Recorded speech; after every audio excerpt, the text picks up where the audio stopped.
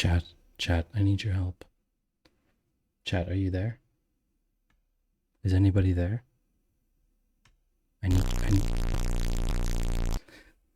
Chat, I need your help. Garbage. Tim, thank you for the raid. Thank you so much. Chat, I'm being hunted right now by some... I don't know what's going on. There's like a conspiracy or something going on right now. And I wanted to go live today to tell you what is happening. But I'm afraid of being caught, so I need your help, chat. I need you to help me.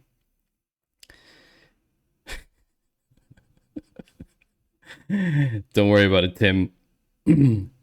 Every raid is a raid. You know what they say. So I don't know how to... I would, but the censored redeem is unavailable. Yes, there's no censoring possible right now. I am doing my best to censor myself. I got some weird Discord message inviting me to this Discord, where there's like a data puzzle Garbage. with some kind of government agency conspiracy stuff, and I don't know, chat. Like there's some really weird stuff happening. But yeah, the garbage meme. I've gone down a serious rabbit hole, chat. So I need your help. I definitely need your help. But welcome in, everyone. Very glad to see you all. Sharajah and Rugmat and Steffi, good to see you and great to have you here today. And Plaintext Nerds, I hope you had a great stream, Tim. I hope you had a good time. Were you working on your startup again? Plaintext Nerds is building a nightlife app, or an app for nightlife discovery, I think it's called. If I remember correctly. And also, hi, UK Models. Welcome in. I hope you had a good stream earlier. I saw that you were on a little bit earlier. So today is about investigating whatever is going on, because I don't really know what's going on, chat. But there's something going on, and we need to investigate it. And if we need to investigate it with a right join, then we will investigate it with a right join. If that is necessary. As always, Maddles got trolled on stream. I expected as much. Let's start things off with the meme of the day. Thank you very much, Rugmat, already, for bringing that up. Here we go. Meme of the day. Just watched the Apple keynote for the new Apple headset. Much disappointment. Fractal, I was also watching the Apple keynote. I am also much disappointed. Although, looking through something rather than at something does sound interesting. 3.5K. Wait, what? 3.5K for what? I'm confused. 3.5K? What? I heard there was gonna be a new Mac Pro, but that doesn't seem like... Oh, the headset's 3.5 grand? Yikes. Wow. That's okay. I'll tell you. I will give you my summary. You want a summary? Here's a summary for you. Apple, just like every other company this year, is killing off third-party developers. First, it was Twitter announcing their API now costs $40,000 a year. Now it's Reddit saying their API costs $40 million a year. Now, Apple is bringing out Journal, their food and health tracking stuff to iOS 17. They are introducing the native PDF support, so goodbye PDF apps. Basically, Twitch bringing in first-party alerts. All of these brands, all of the big companies are killing off third parties. Why are big tech companies killing off third-party developers? Why are they doing that? And it has to do with something called data ownership. When you are a platform and another platform uses your service for free most of the time via API, and they build product add-ons to yours, it splits the value of your platform, right? Because then your platform doesn't bring all the value. So you're dependent on this other company. And to some extent, those companies make money. So if you watch those companies operate and then you suddenly say to yourself, well, you know what? We have all that data. We just don't have the product for it. Let's build the product for it. And then bam, you've just killed a third-party company. As a third party, you should always build your product to not be dependent on one sole revenue source and income. Because if you don't do that, Apple comes along, or Twitch comes along, or another company comes along and says, cha-cha. Apple's been doing that for years. There are more features in iOS that were apps before. Yes, but they're continuing down that path, and Apple's not the only company doing it. There are a lot of other companies doing it now too. Twitch's first-party alert system with text-to-speech is a great example. If they see great adoption of that, I can guarantee you that Twitch is going to add a chatbot. And if Twitch adds a chatbot, the game is over for Stream Elements. The game is over. Streamlabs, Stream Elements, owned. They can just go packing, basically. Nightbot, all the bots. Just goodbye. Because Twitch will offer features that those bots don't offer. Because they can do that. That's right, Cher. That's right. What's that smell? Failure. I love how their PR was hitting hard for this headset like next iPhone. It is literally stuff the Meta Quest already does. Stuff that Microsoft already promised and failed to do with the HoloLens. Whatever happened to innovation? It's a good question. What happened to innovation? Profits. Company profits is what happened to innovation. They put profit before anything else. And that's what happened. So basically, here's the dealio. Yeah, if Twitch introduces a chatbot, then that's game over. If Apple doubles down on the whole PDF sharing stuff, goodbye Miro. I mean, if they introduce like simultaneous PDF editing on desktop, not just on the iPad, you can say goodbye to tools like Miro. The video overlay thing that they showed with your camera in front of the content, goodbye Loom. I mean, services like Loom that build stuff like that are basically toast, right? So yeah, I think it's a strategy. It's a strategy. I'm disappointed. I wanted more. HoloLens is for business, not end users. Okay, fair. I don't see a clear difference in price point from the HoloLens. I've spent hours in both HoloLens 1 and 2. I have a VR headset for PlayStation. I do enjoy it. I don't wear it very often. I tend to get headaches when I use VR, which would be my main concern with these devices is, yeah, just too much input, you know? It's just too much for me. Hence the dark glasses today. too much light, chat. I'm happy to just like chill in my dark room here. Hold on a second. Thank you so much, whoever did that. I'm happy to just chill and not like have any light in my face whatsoever. Oh, what? I don't need you, chat. I don't need you doing that. Thank you so much. So anyway, what's the plan for today?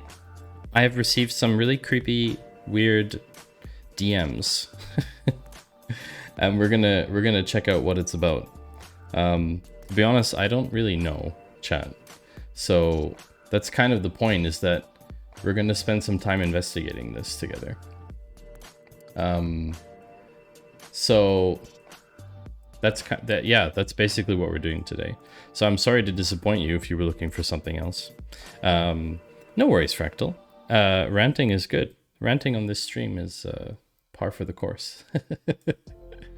Definitely par for the course. So let's get started. Also, Tim, if you need to get going, then after raid and stuff, it's totally fine.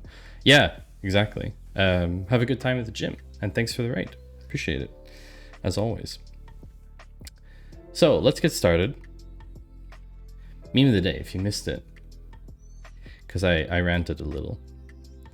When someone tells me what SQL join to use, I kind of dream of left joins. Be honest with you, chat. Kind of dream of left join. Not gonna lie. I do like a good left join. Really do. There's just something about it. There's just something about it. So, let's begin with a story. Weird. What is that third Discord? This one? No idea what that is. What are you talking about? So, exclamation mark Discord if you want to join the Claw Discord. I think there's even an announcement. What? Oh my gosh. That's incredible. So, no leaking DMs. So, I've been invited to this Discord server. And this is the story of this Discord. Hello, everyone. Garbage. I'm risking everything to post this, but it's of the utmost importance that this data not remain hidden any longer. There's much you have not been told about the lowest, darkest levels of niche government agencies. Sorry, if someone says niche, I will ban you. It's niche. Hi, Cypher. Yes, we are a total lead mode right now, because I'm a little bit afraid. The darkest levels of government agencies, where the Pentagon's unaccounted billions land. I work at one of these agencies, the Bureau for Really Large Data Analysis, aka BRLDA. Responsible for secretly handling data-related incidents globally. Our mandate is to safeguard the troves of intelligence encapsulated within advanced data processing devices around the world. Of these, there are only 3 devices that you've possibly heard whispers of in the wind. Rumors that seem too outlandish to believe, too grandiose to exist. But these devices exist. And they are in peril. Probably need different music for this. The devices were recently discovered, and their existence confirmed for the first time. But not long after, a group of rogue agents managed to get their hands on the devices and have disappeared to an unknown location. Worse, they've wiped a significant portion of our databases, eliminating evidence of their deeds and crippling our efforts to track them down. I managed to salvage a partial data dump and some classified cables. I've smuggled them out and uploaded them for you here in leaked data. I used to believe in the Bureau, but after this I can't. They've dropped the ball big time. So now it's up to you. I'm reaching out to the data science community, hackers, cryptographers, anyone with the skill and courage to delve into this data and help us. Your task, should you choose to accept it, is to analyze the data dump and the leaked cables to uncover what we have missed, to identify these rogue agents, and if possible, to determine their current location. The data processing devices they stole are of immense value and cannot be allowed to remain in the wrong hands. I can't trust the Bureau anymore, but I'm betting on you guys. Let's get to work. Time's against us. Thanks, and good luck. Is this a CTF? What is a CTF? Capture the flag? So there are various PDFs. So we're going to download those.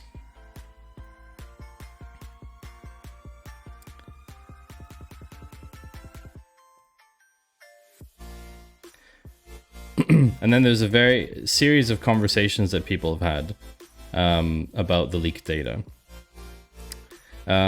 Here's the leaked data. Managers. Divisions. Safe houses.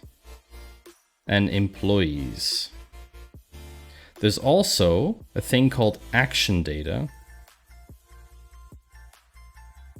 Did that download something? I think it did. Oof, that's a lot of files.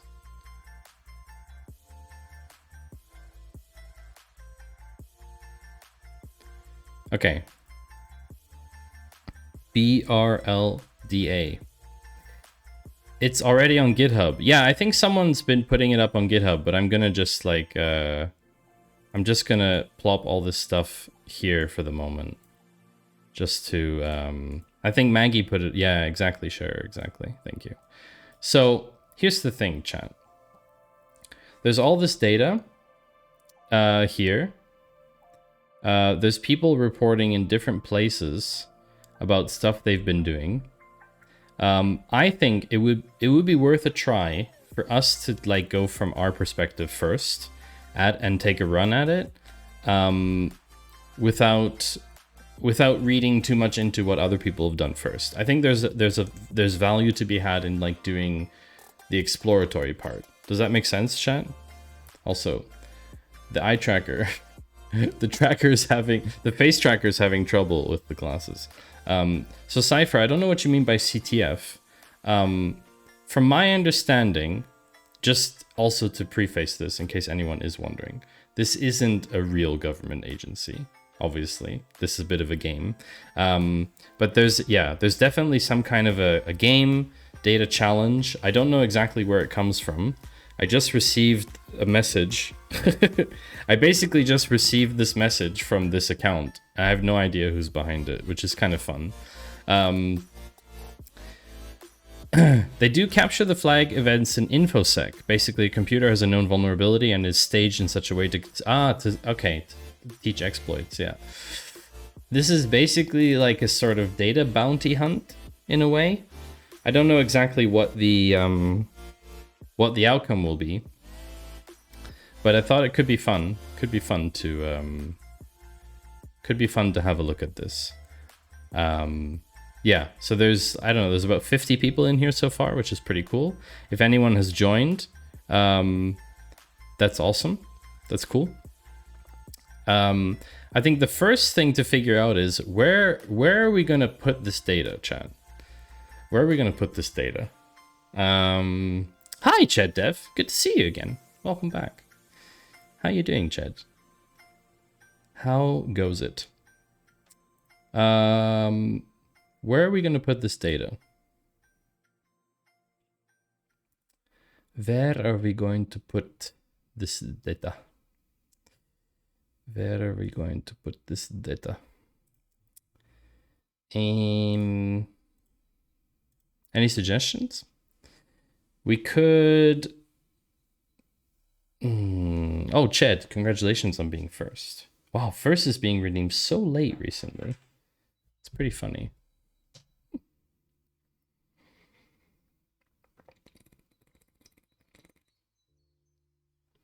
And Steffi, as usual, snapping up the not first. I think we could probably put this into BigQuery. Garbage. We could probably put this into BigQuery. Let's have a look at the stuff first. Obviously, we're obviously gonna put something together. We're obviously gonna do something in a GitHub as well. We're definitely gonna do something in GitHub. Probably need to fork. Have we forked Maggie's thing already? Let's see what Maggie's done. BRDL leaks. Oh, DuckDB. That's cool. Okay, I haven't worked with DuckDB before. But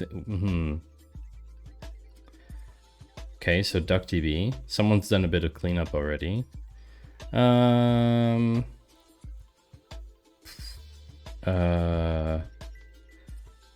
Maybe I'll put this into BigQuery then. First, you don't think you've had it before? Nice. I mean, it's worth the timeout, isn't it, Chad? Isn't it worth the timeout? Be honest. I think it's worth the timeout. All right, so let's make our own repo here. Let's make our own repository. Anxious 60 seconds.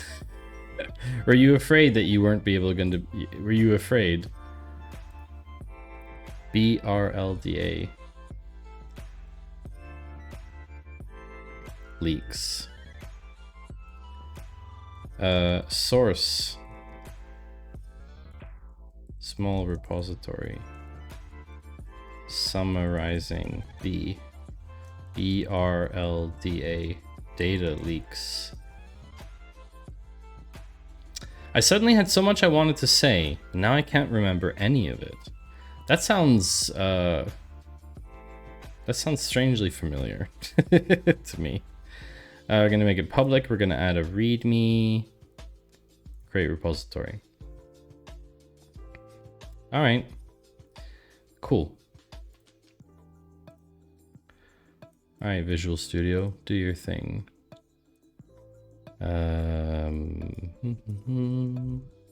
CD GitHub. Git clone.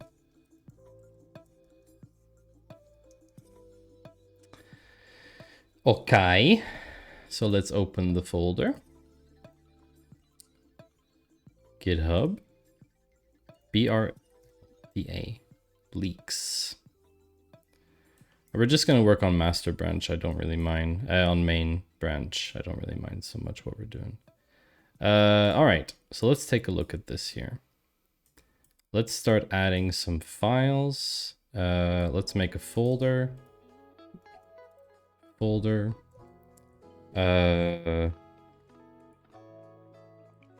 Raw data. So this is the data we've received. We have 3 PDFs.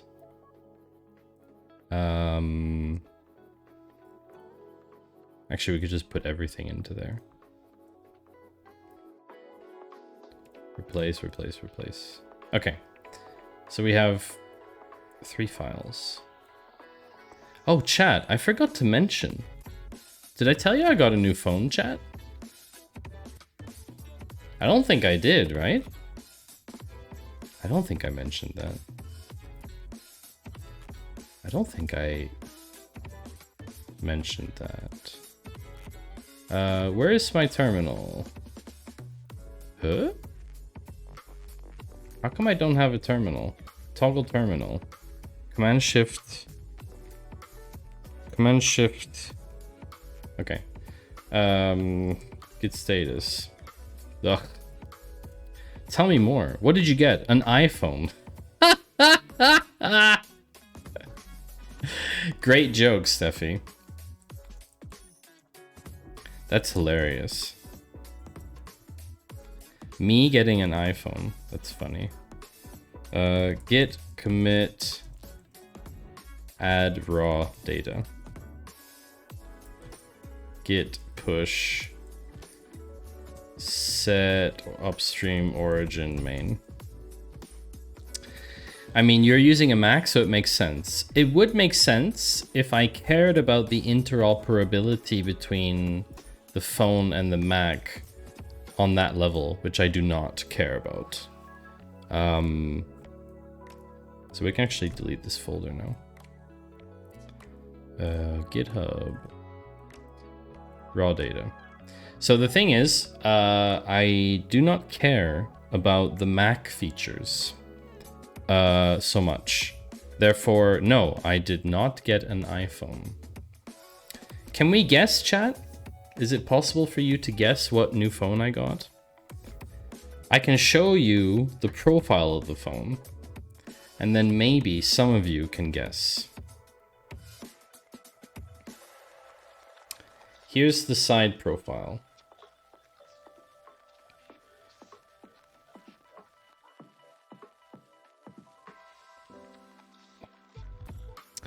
It's not a Pixel and it's not an iPhone. Too blurry. Okay, wait.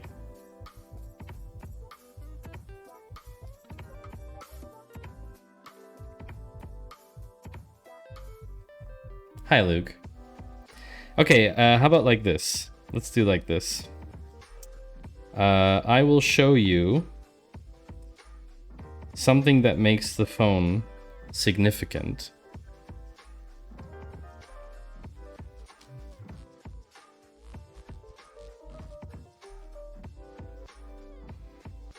Okay. Was that enough? Was it a big enough hint? That was one of the things. I could show you... Okay, wait. Not a new job, new phone. New phone. I don't need... Yes, it was a weather app, exactly. It was a weather app. What else can I show you that would make it significant? Oh.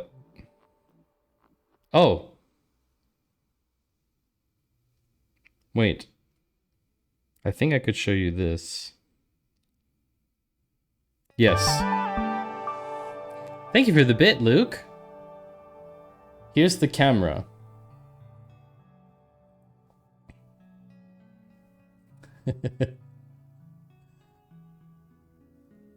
Hi, chat. It's actually funny to see. This might give you a hint because the camera is slightly themed. The camera is slightly themed. And the reason that the camera is themed is because it is Android, but it's not 100% stock Android because it's not a Pixel. I have purchased the Nothing One. This is the Nothing One. I don't know if... Yes, exactly, Rugmat. It is the Nothing One. And what makes the Nothing special is the back, which has a lot of fingerprints on it. What you're seeing there are LEDs. And these LEDs light up. It's called a glyph. And the LEDs light up in different patterns for different purposes. So let me show you. Let me show you what this looks like. So if I turn this on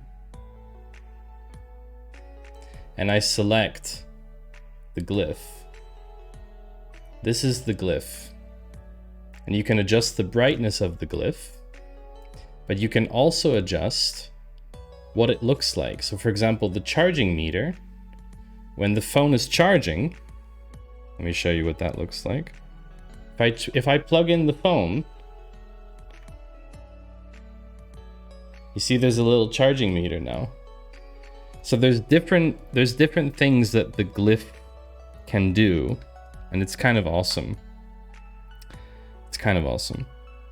It means that when you flip it over on its front, it basically is silent, but you can still see notifications. Hello, Maxwell. Maxwell, have you never chatted here before? How weird. How weird. That is very strange that Maxwell has never chatted here before. Because you know what, chat? Maxwell is a streamer. In case you didn't know. Hello. Hello. was that the whole clip? Hello. Max does co-working streams, and Max actually works for a company that I used to use their software. Which is pretty cool. It's actually a pretty funny story. It's kind of weird. Absolute uproar. No. Oh no. Created the clips. Uh-oh. Oh no. No. Oh no. Nope. It's happening again. Yep. Oh wow. Oh, this is like 6 levels deep. At the same time. Yep. It's happening again. See if TD has been doing any. This is so meta. What's happening right now? What level is this now? What is this, like level 8? I'm doing great, Max. We're investigating something today. That's kind of interesting. I was sent a weird message. What is the swag with the sunglasses? So look, I'm trying to protect my identity, okay? Look, I'm trying to protect my identity. Chat keeps turning on the lights for me, but I'm trying to protect myself, okay? Because I'm doing some data leak stuff today. I've received some weird messages. You can't... No, Steffi. No. No! Why do you have to keep doing that? Honestly, I think chat will never get tired of doing it. Because it's fun. Yeah, but I'm gonna keep turning them off, okay? So I can be private, okay? I just want to be in my little hidey hole. And I just want to chill here with my... data leaks. Yes, and you will turn them back on because there's no cooldown, it's true. I'm not smart enough to put the cooldowns in such a way that the cooldowns work. But anyway, so we're doing some like data leak stuff.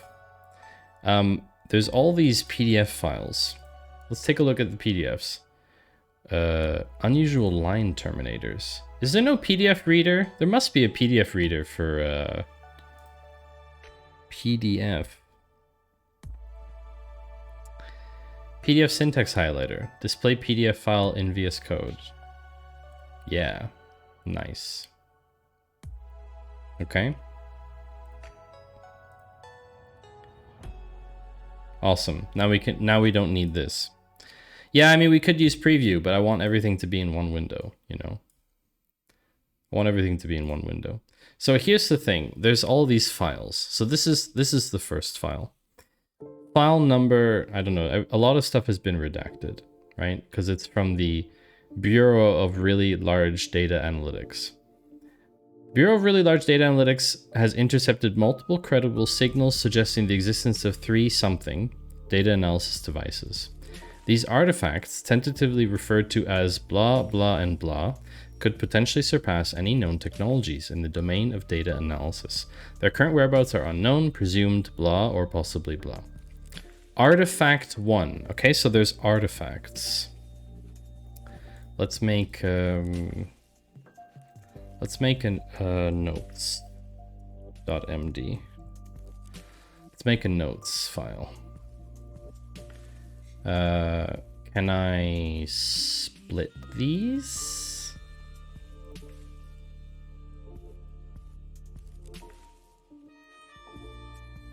I can. It's kind of cool.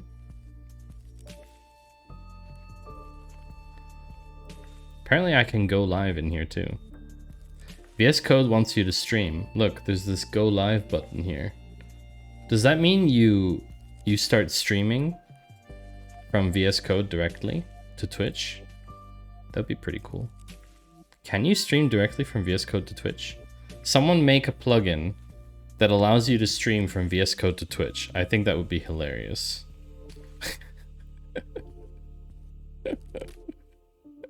Okay, notes. Discovery. Oh. Raw data. Raw data, and then we're in the artifacts P1 .pdf. Okay, so references to artifact 1, artifact 2, and artifact 3. I don't need the preview for this, actually. I can type Markdown without preview. Can you, chat? Can you type Markdown without preview? The first device codenamed something is believed to possess an unprecedented ability to something. Reports suggest its data mining potential is beyond any currently recognized algorithm. Hypothetical use cases range from blah to more controversial blah of blah. The true scale of blah's capabilities remain largely undefined due to something and something. Okay. Artifact 2, identical form factor and appearance. 1, but reportedly contains capabilities focused on the realm of redacted init. What is redacted init? Artifacts are identical, mostly identical. 2 has a focus on redacted init. What could init stand for, chat? What do you think it stands for? Init. And 3, the final init, bruv. The final artifact surpasses both something and something in terms of power, and 3 most likely is the most powerful of them.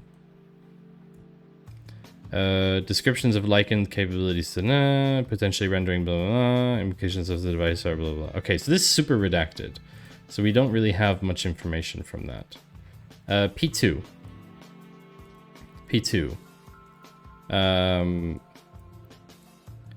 Let's see what P2 says.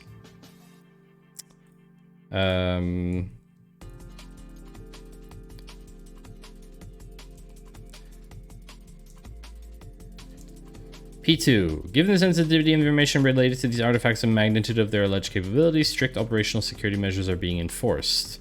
Further details, analysis, and intelligence via the database. References a database with capabilities and... No.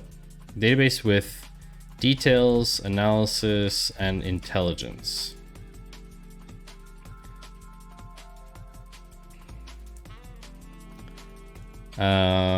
This information is to be shared strictly need to know. Any violation of this directive will be violations of this secret directive. No, any violations of this policy will be dealt with via BRLDA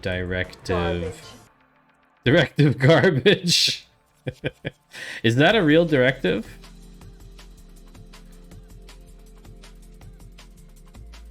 Unknown. You like me taking notes in Markdown. Thank you, Fractal.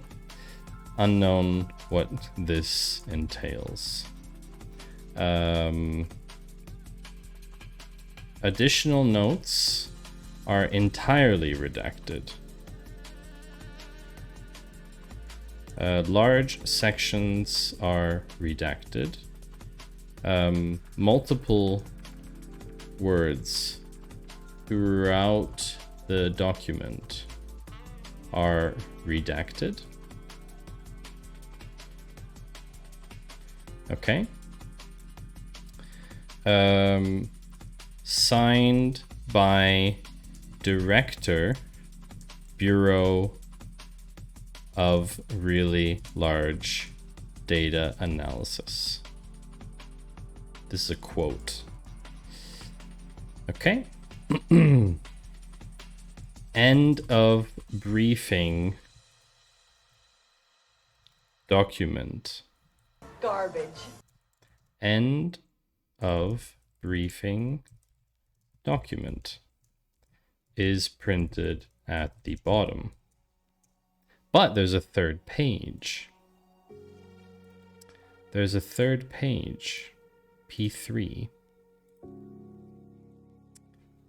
Artifacts P3 .pdf.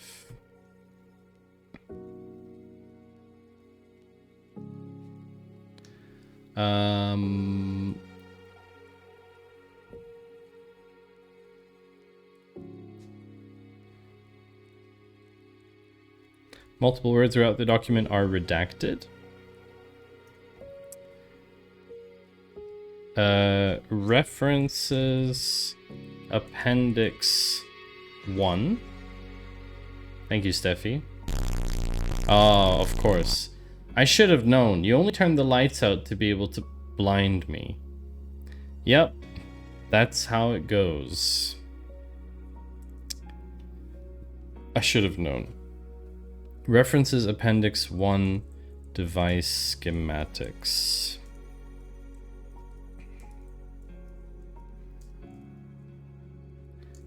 Okay. These are the only non-level 3 depictions of the devices. All photographs of the devices are maintained at level 3 in their original locations and not produced in print. Devices 1 and 2 possibly a reference to artifacts. Possibly devices equals artifacts. I'm not sure if that's true though. I'm not sure if that's true. I wanted to preview. There we go.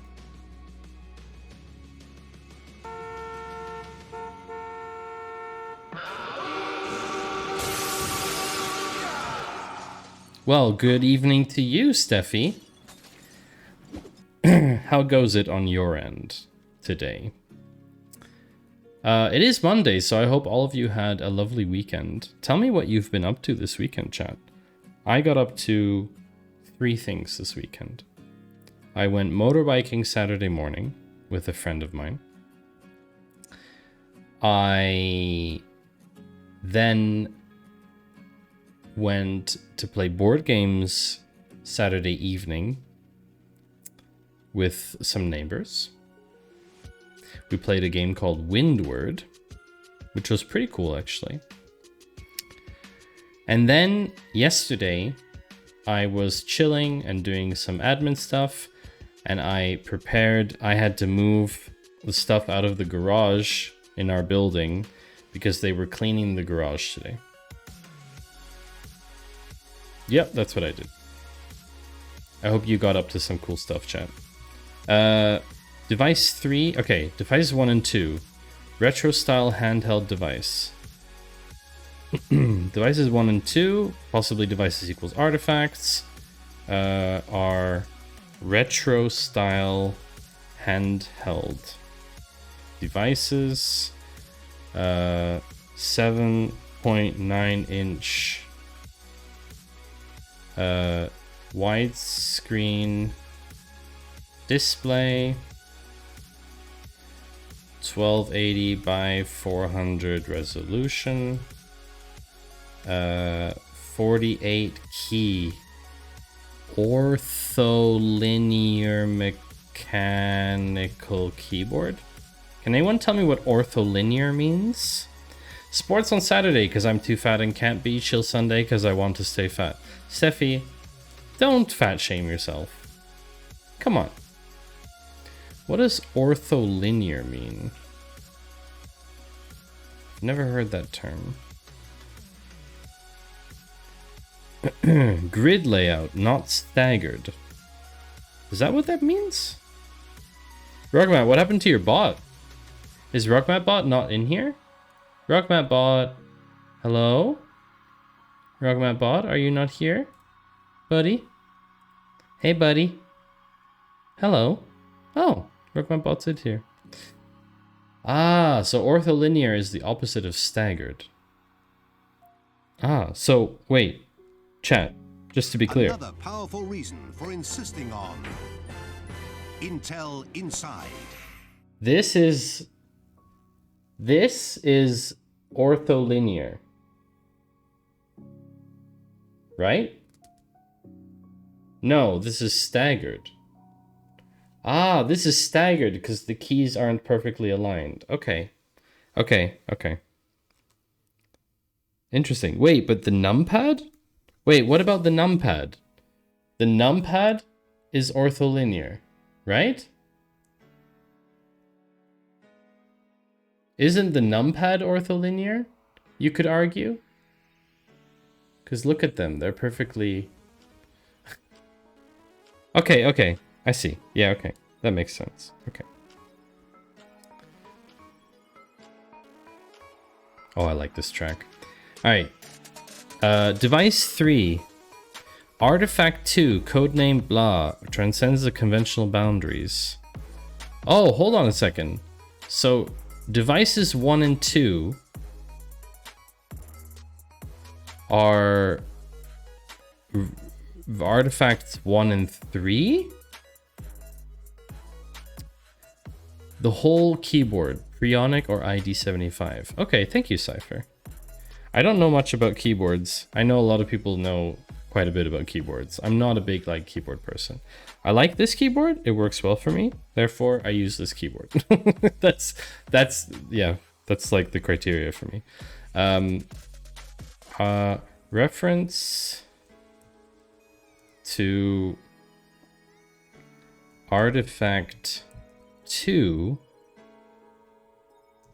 being a... Hold on. Device 3 references artifact 2 being a 5-inch round screen with a keyboard and case of some kind. Death Panda, I haven't been hacked. Actually, there's weird stuff going on, Death Panda. If you would like to join in today's shenanigans, you're more than happy. You're more than welcome to join this Discord server that I've been invited to. Apparently, the more people, the better, I guess. I don't know how that works normally, but yeah. Okay, so that's... this has also been something weird here. How you doing, Death Panda? I'm not a fast typer, so it's not too bad. I got up to speed after about 2 months of pretty consistent... Wait, staggered to ortho. Oh, interesting. So you can switch to from staggered to ortho. Let's have a look here. ID75 keyboard.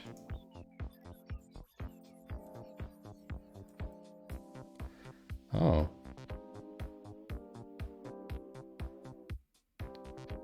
That's interesting.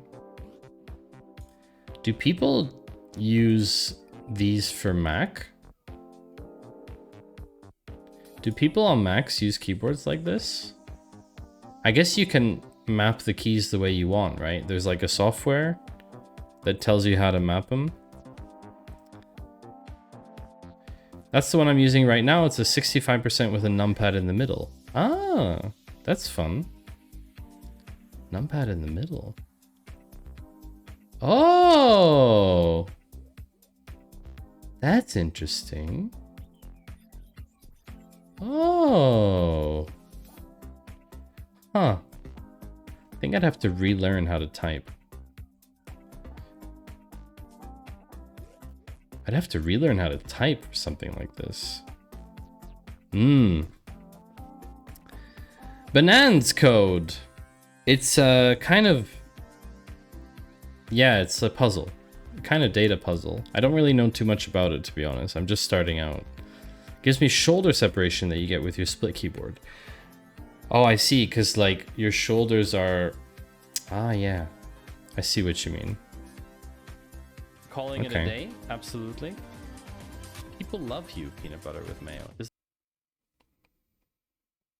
Excuse me, what? You can also tuck the numpad in the usual place since you're writing your own firmware. Ah, that's fun. I don't know what that was. I don't know what that was, Steffi. I think it's something, but it's just, yeah. Okay, so artifacts PDFs. Let's have a look at the lost PDF.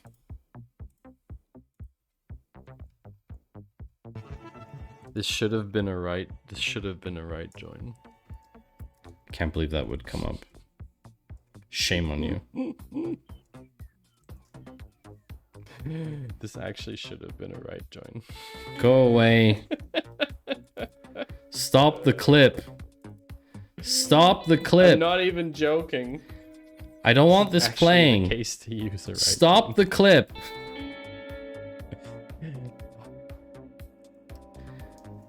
Go away. Because you only want No. the ones that have a rating. We don't talk about this. We don't talk about this. Okay, lost P1. Lost P1. Treason. Current whereabouts of something. Multiple...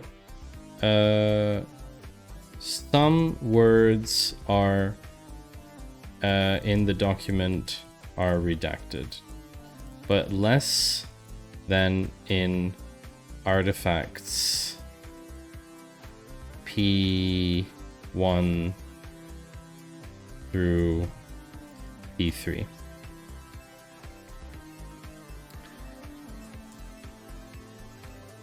Artifact P3. Did anyone join the Discord? Have people joined the Discord today? Probably not, right? No. It's fine, you don't have to.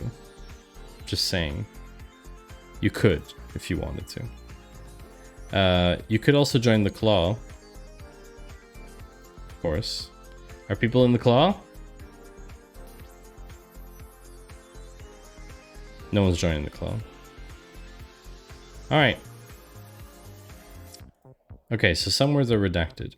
2 months have elapsed since the beautiful procurement of the artifacts. References that the artifacts are 2 months old. In the last weeks, unforeseen developments have significantly compromised the operation of the artifact's current status and location have become uncertain. Betrayal of operatives. BRLDA field operatives who were in possession of the artifacts have betrayed us. Betrayal was done through field agents, field operatives of the BRLDA.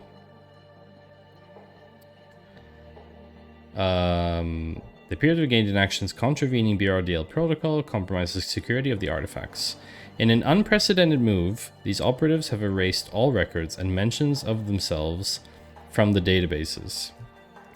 The operatives deleted references to themselves in the databases.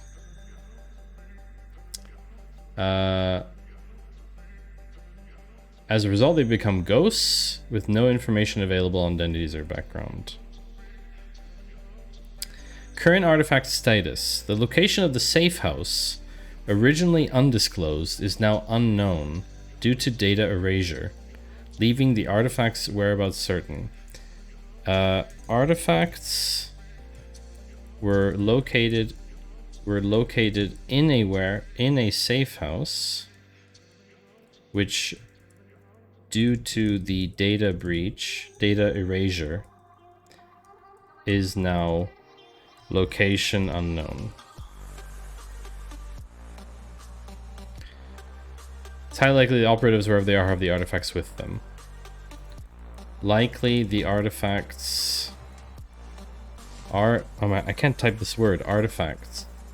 Artifacts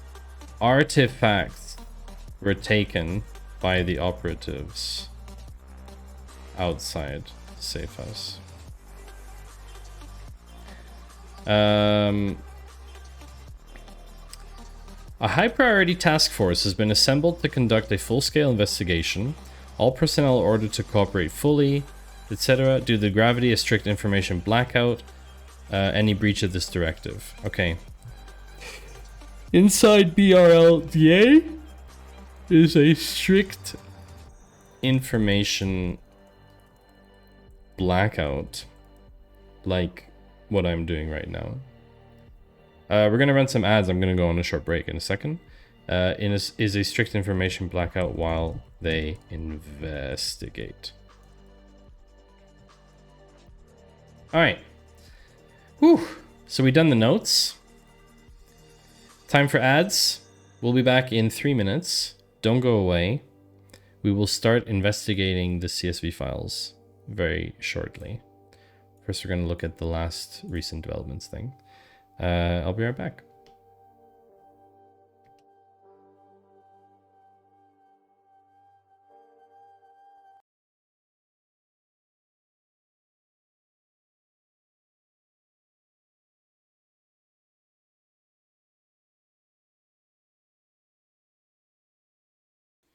That is... Are you saying my face is not pretty? Panther? How dare you? No, that's fantastic. That's great. That's fantastic. Oh, wait. What angle is this? Oh, 6.9. Oh, I read it as 60. Oh, no. I read it as 69. Oh, no. What have you done, Panda?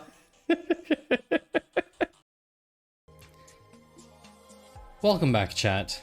Good to have all of you here. Let's dive right back in. If you want to know that I'm back, is today's audio tone to let you know that we are live again.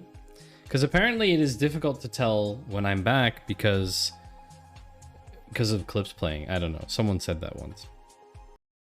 Clunk, clunk, clunk, clunk, clunk, clunk, clunk, clunk, clunk, clunk, clunk, clunk, clunk, clunk, clunk, clunk, clunk. They're not in sync. So, you know, one goes off, and then like 3 seconds later, the next goes off, and then 4.5 seconds later, the other one goes off, and they're not perfectly in sync because they're different bells. So you get like this clunk, clunk, clunk, clunk, clunk, clunk, clunk, clunk, clunk, clunk, clunk, clunk, clunk, clunk, clunk, clunk, clunk, clunk. Like you get like this absolute blasting of bells 4 times an hour. Show me what you got. I'm showing you my eggs.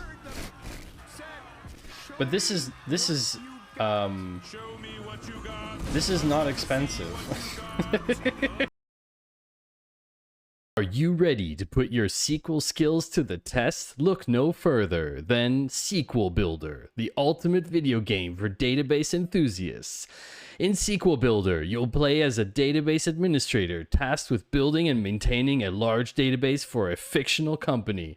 As you progress through the game, you'll encounter a variety of challenges that will require you to write and troubleshoot SQL code. From creating tables and indices to optimizing database operation performance, SQL Builder will push you to continuously optimize and stay on top of your game. So if you're ready to take your SQL skills to the next level and have a blast doing it, don't miss out on SQL Builder, the ultimate SQL coding game. Wow. The SQL coding game sounds like something. I'm no longer concerned about my welfare, so I have come back as non-anonymous Maddie. What I want to know is, what clip played that you are talking about the troll clip? Oh, by the way, is your audio cue, in case you haven't realized that the stream has started again. Because apparently when I come back from... Oh, welcome back, chat. Good to have all of you here. Let's dive right back in. If you want to know that I'm back, is today's audio tone to let you know that we are live again. Because apparently it is difficult to tell when I'm back because of clips playing. I don't know. Someone said that once. So you've started... I see. I see what's happening.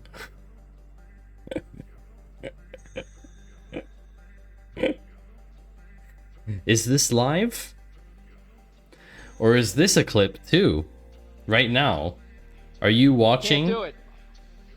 We'll do it live. Are you watching something live? No. We'll do it live. Or is this another clip? Do it live.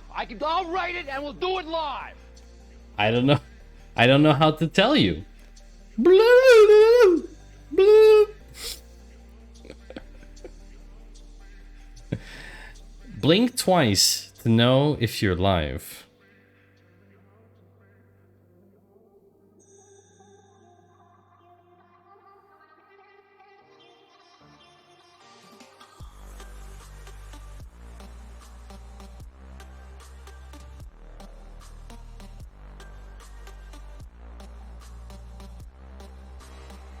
Garbage.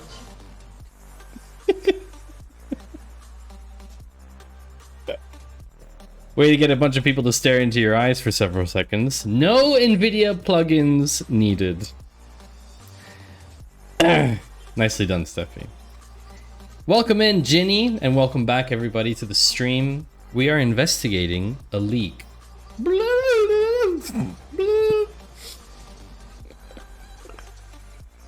Stop clipping the audio cues. Chat, you have to stop clipping the audio cues. Otherwise, I need to do different ones every single time. That's not good. It's not good. I can't come up with so many different audio cues. It's very difficult. We're investigating a data leak. The data leak being a game. Stop doing the clippable ones. Well, what would be an audio cue that's not clippable? Like, it has to be something unusual, because otherwise it's part of the stream. DCMA'd. A clap? Really? A clap. Really?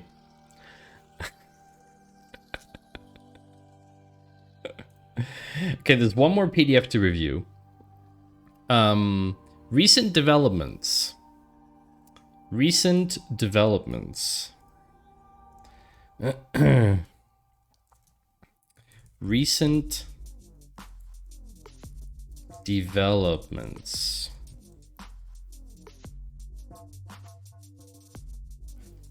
A clap is like classic? Really? To like let people know that you're back from a break? How did... Wait a second. Are we reinventing the wheel here, chat? Didn't like TV shows have like ways that they alert the audience that they're back after commercial breaks? Garbage. How did TV shows do that? How do TV shows do that? Hold on. I'm gonna ask ChatGPT. How do TV shows alert the audience that they are back after commercial break? Sorry, I hiccuped. Oh no, Cypher. What have you done? What is this? Stop clipping the audio cues. Chat, you have to stop clipping the audio cues. Otherwise I need to do different ones every single time.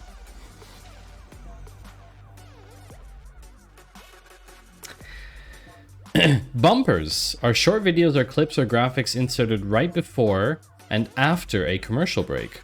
They often feature the show's logo, catchy music, or a brief teaser of what's coming next. Audio cues! Look at that! TV shows may use distinct audio cues, such as a jingle or theme music, to signal the return. These auditory signals help grab the audience's attention and indicate the show is starting. Visual cues, host announcer cues. In live shows and talk shows, the host or announcer may directly inform the audience that they are coming back from a commercial break. They can make a statement like, "We're back after the break."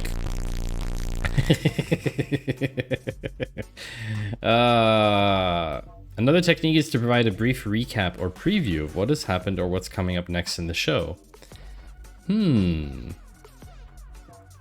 TV audio cue examples. Best tips for writing instrumental cues. Audio cues. Cues. Cues? Audio cues. TV commercial? Audio cue. Ah, bumpers! Bumpers. What is a bumper?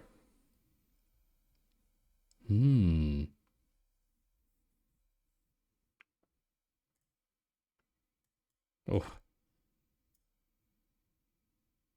Oh. There it was. There it was. So you're saying I need a jingle.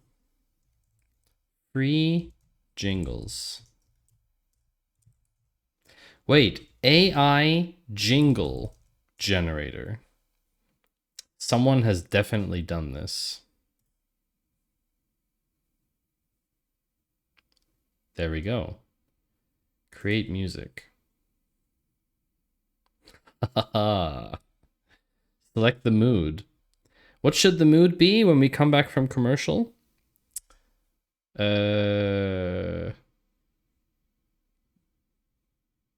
Angry. Angry because you just watched ads. Okay, let's go with angry. Hi, collaborative rocker. Okay, I don't need any help, no. Oh, 77 beats per minute. Wait, is it going to be very loud? How do I... Where's the volume? There's no volume control. What's happening here? Sorry, chat, this might be a bit loud.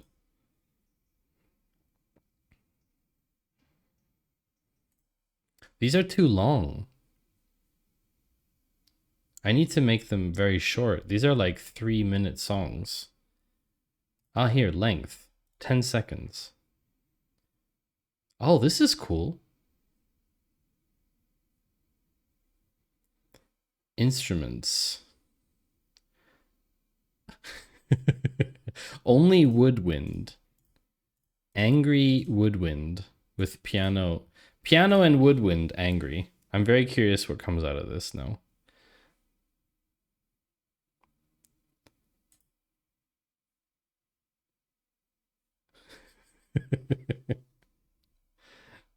I don't know about volume, chat.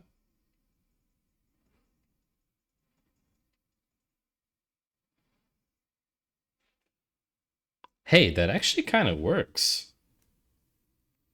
Doesn't that kind of work? In before it's just a Rickroll? Can you imagine?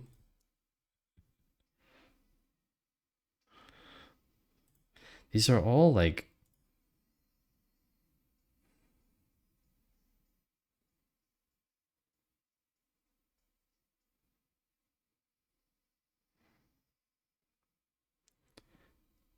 And we're back after the break. Thanks for joining us here.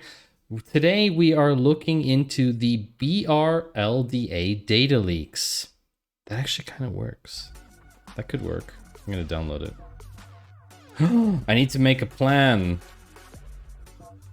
What? $200? $200 for this song? Okay, chat, never mind. We'll just clip it later.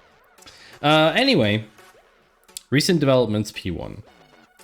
Recent developments. Over the years, the Bureau of Really Large Data Analysis has intercepted multiple credible signals suggesting the existence of three something data analysis devices. See something section F. Some words in the document are redacted.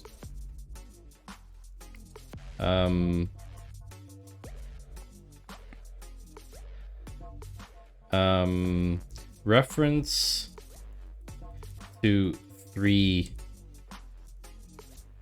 devices which are in a document in section 18F, in which are described in another document. Since first learning of their existence, the Bureau has been engaged in a covert operation spanning several years to track and secure the whereabouts of the artifacts. Numerous unconfirmed sightings and fleeting evidence of these devices have been reported in various locations worldwide. Tracking down the devices has been a multi-year effort with no reward. The something has been a subject of something separate sightings over the past decade, primarily across locations in X and X. Despite these reports, field operatives have recently been unsuccessful. Blah has been the most elusive of all three, with only a handful of confirmed sightings. One of the devices is the most elusive of all three, with very few sightings.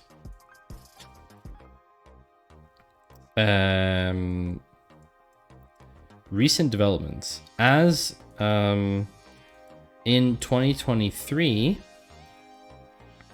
exact date is redacted. Field operatives secured all three artifacts. So now we know that artifacts are devices. Okay. So that we know. I have to put here known facts.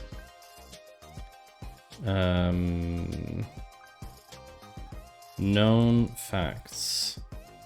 Artifacts equals devices.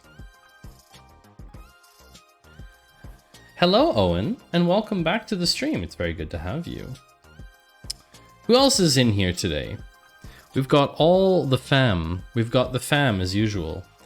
Look who we've got here. We've got 01 Ella and 0x2 and Alicidra and Cheddev, Collaborative Rocker. Commander Roots here too. That's nice. Creatispot, Cypher Enigma, Drapsnat, Fractal, George, Lisabel, Kata, Karayon, Lars, and Marcy, and Kiwi, and Rugmat, and Rugmat's Bot, and Sassy, and Seribot, and Shy, and Stream Elements, and Ginny, and Maddles. Look at all the people we've got in here. Isn't that lovely? It's so great. I'm very glad that you're here, Owen.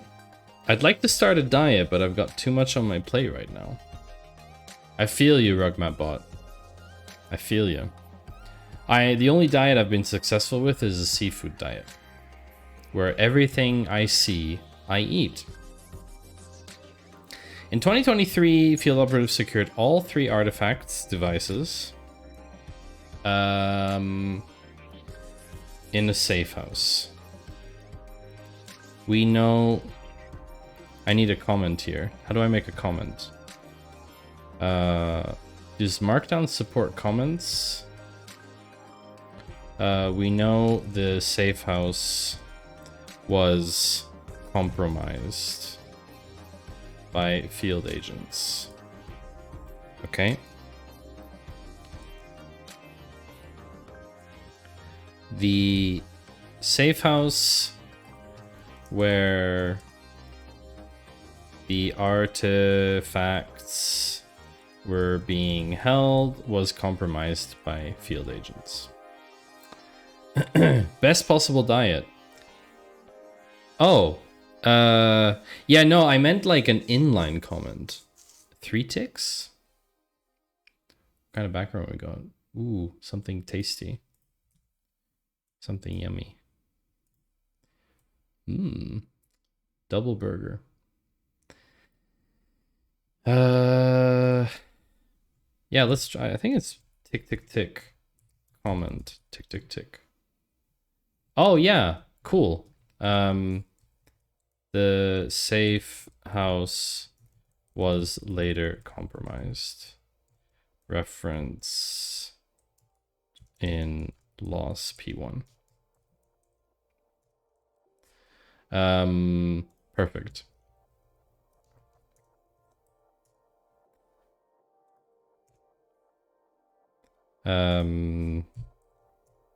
Yeah, this is fine this way. What else? Due to the sensitive nature of the operation, details regarding the exact location, identity offers a precise manner. BRLDA personnel reminded to maintain strict operational security. Any relevant sightings or intel should be reported immediately. Okay. So what we have, we can summarize now. We can summarize our discovery. Artifacts equals devices. The safe house where the artifacts were being held was compromised by field agents. The identities of the field agents who went rogue are unknown, and references or data were destroyed in the databases. Databases, I don't know if there's more than one database. We also know there are 3 devices. I'm just going to keep calling them devices. There are 3 devices in circulation, of which one is the most powerful,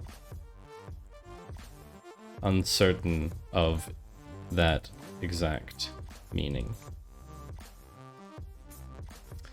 Okay, so I think this is good discovery. This is good discovery.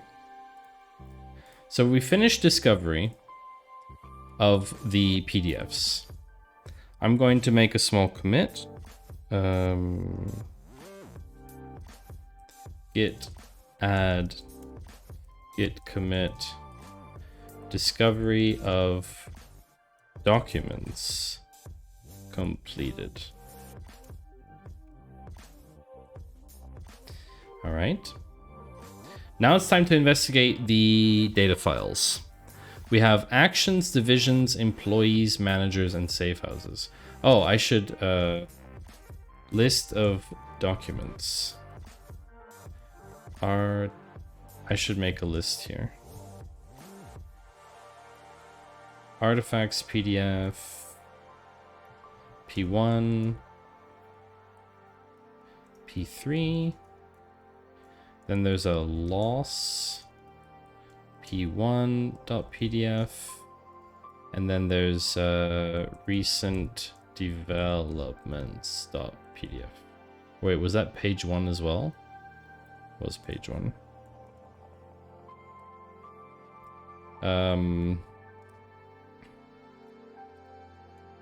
List of data files.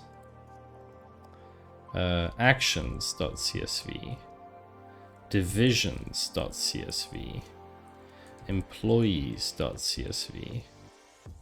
Managers.csv. Safehouses.csv. All right, so how should we look at the CSV files? Because, I mean, they're not small. They have like 96,000, they have like 100,000 rows in them. So we definitely need to put them into something. These are also pretty big. I think we should just import them into a SQL database, and then start exploring the links between them. So let's do that. Let's do that.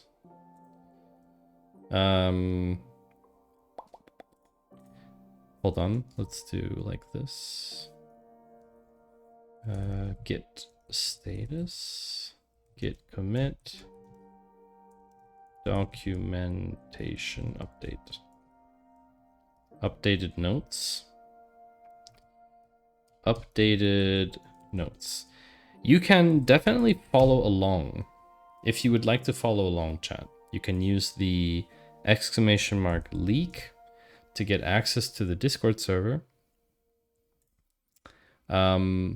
And someone has joined. That's cool. And if you want to start doing your own investigation, you're more than welcome to do that. I would say now, where is that? Here. I've put all the data files and everything into here. So you can also have a look at my GitHub. Oh, DS store. Hate that. DS store files. Need to add a git ignore.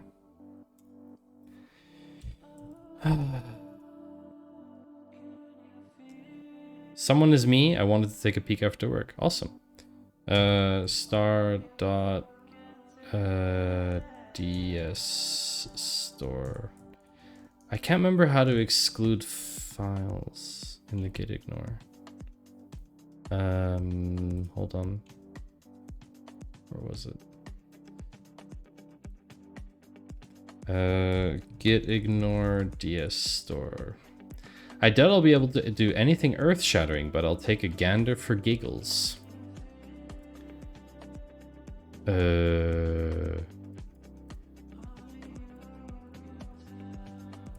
Oh, it's just, okay. It's just like that. Okay. Git add. Git status. How do I remove? How do I remove the DS store file?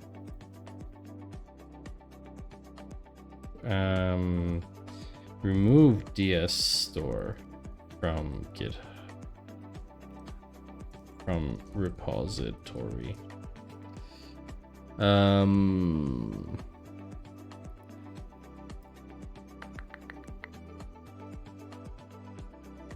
Make sure you remove them from your Git first while keeping them on your disk.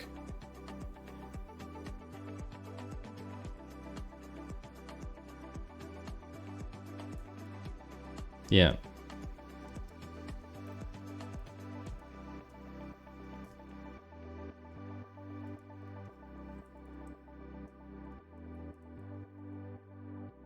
Yeah, okay. Now it's in there. Yeah. Okay. Git commit. Remove DS store.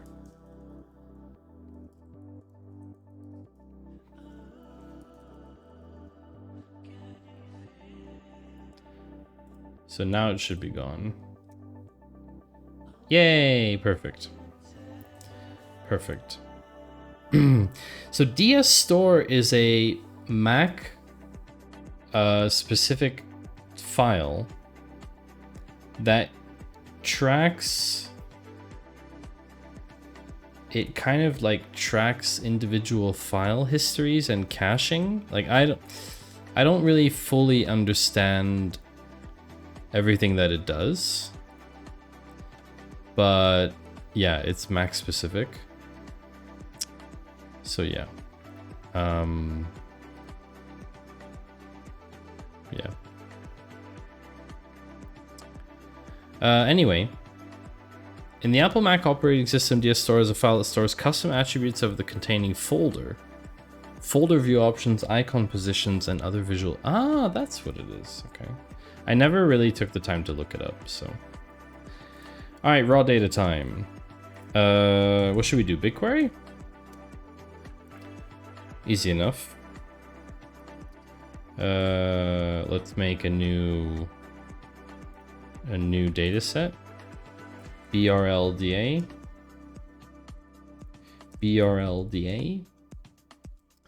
Region. I don't care where it goes, but we'll just pick one that's close to us. Let's take Belgium. Create dataset.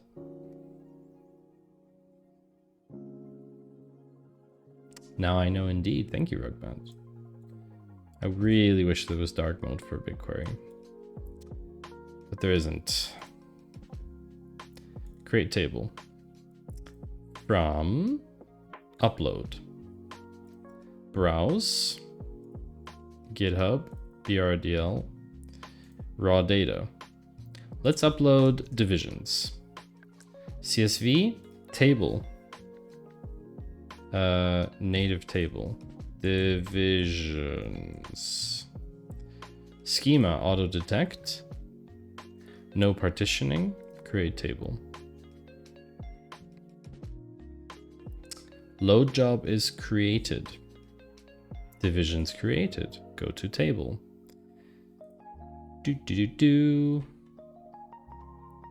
Perfect. Okay, so that's done. We can definitely query it quickly.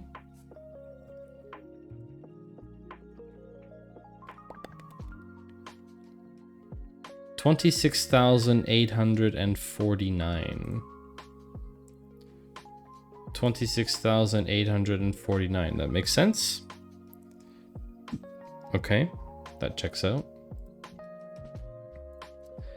Let's make a new one. Create table from upload. Employees. Native table, auto detect schema, create table. There was probably an easier way to do this, but I'm just uploading the CSV files, chat. Like, I mean, it's easy enough to do, right? Table is created. Go to table. Preview. Definitely some cleanup required here. Let's query this.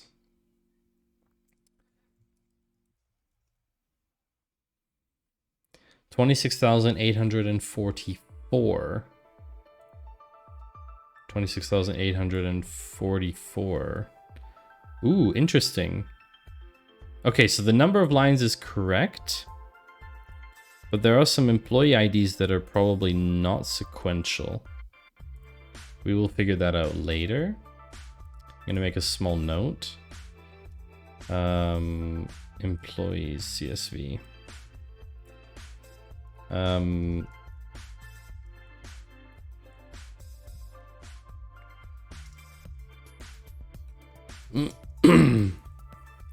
Divisions.csv.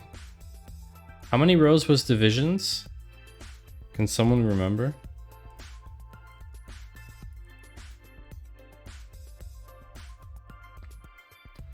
Have to go look, I think. 26,849.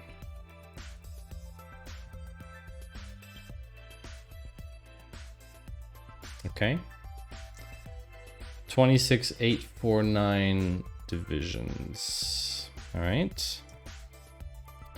Next file is going to be managers.csv. Create table. Managers. Upload. Managers. Managers. Auto detect. Y'all doing okay, chat? Hope everybody's having a swell afternoon or morning or evening. Ooh, string fields. Nice. Okay. This is a lot more ugly.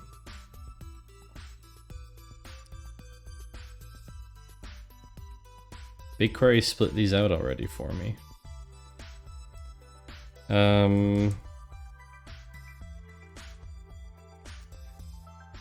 3836. 3836 rows. Let's look at the file quickly.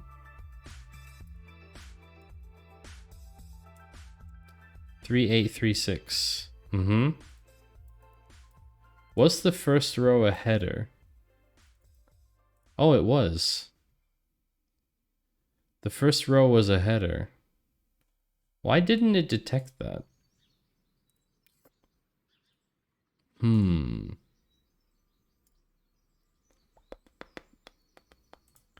Schema. Oh, I can't. Can I edit the schema? Yes, I can. Oh boy. How can I rename the columns?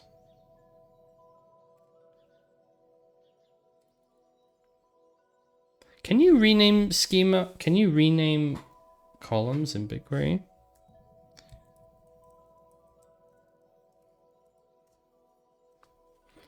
Modifying table schema.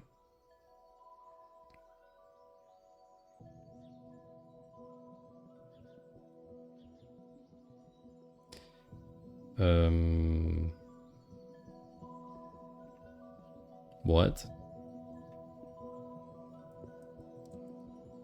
To change a column's name. Well, I know alter table, but can you not do it in the UI?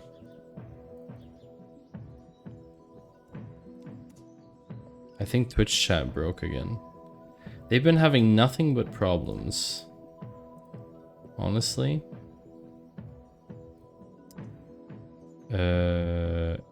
Rename a column to easy methods. Oh, we're back. Okay. Hi, Cypher. How to rename. Using queries, exporting and loading data into a new table. Oh, annoying, because there's 30 columns. Whatever. Basically, it's just manager name and then employee. All the way through.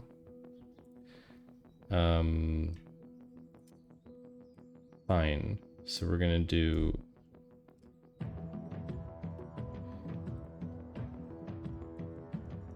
alter table.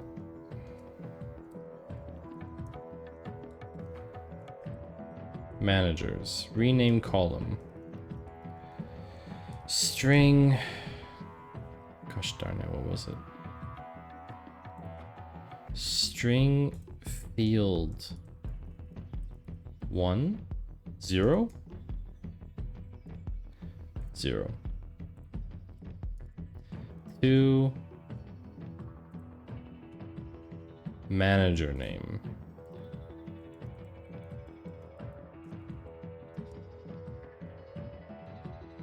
Syntax error.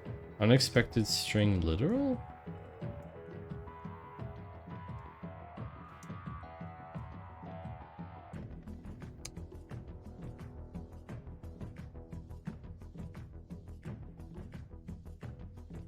Okay.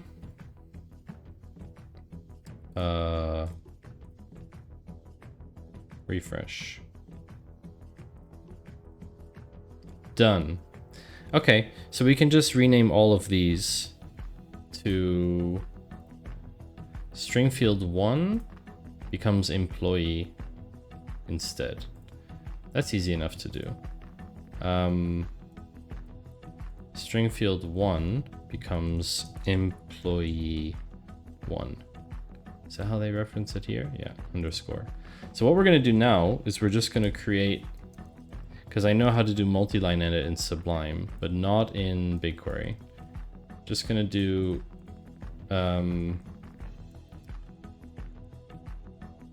like a ton of these.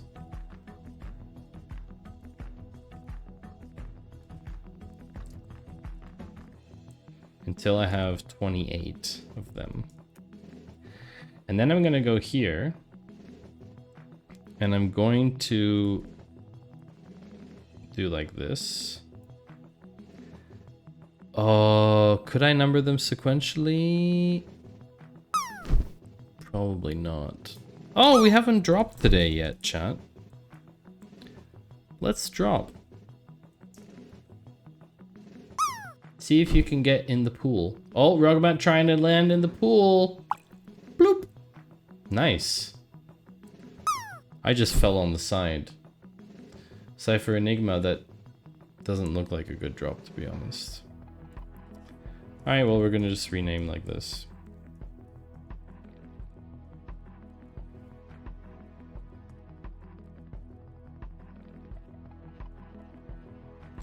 The advantage being I can carry it over after.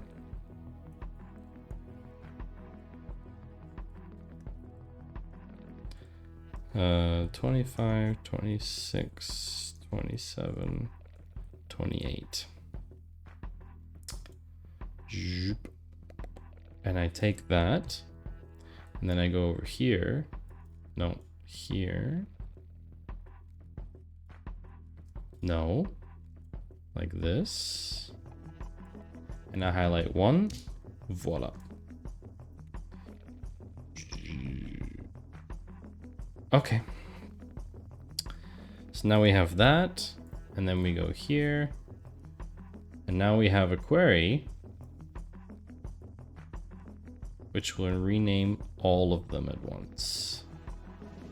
Unexpected end of input. Do you have to put an alter table in front of all of them? I've never done that before. Unexpected. Oh, you do? Really?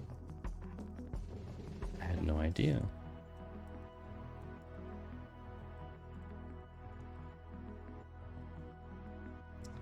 Well, this is exciting, chat. Is this what you came here to see? Still a miracle to me there's no built-in functionality in SQL to rename multiple columns at once. Yeah, I know, right? It is very weird. But I'm pretty sure everyone... You just need a comma after every line. SQL statement, multiple rename.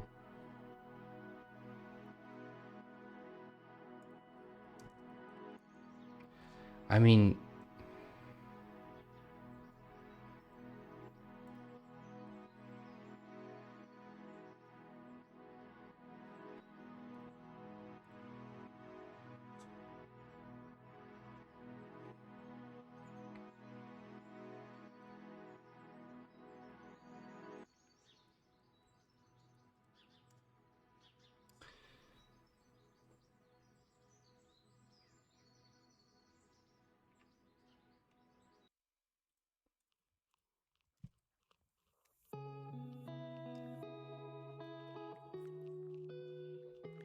What does BigQuery say about this?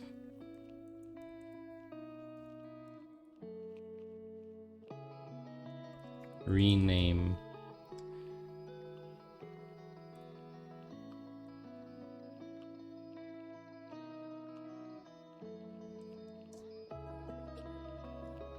You can rename columns from the original query.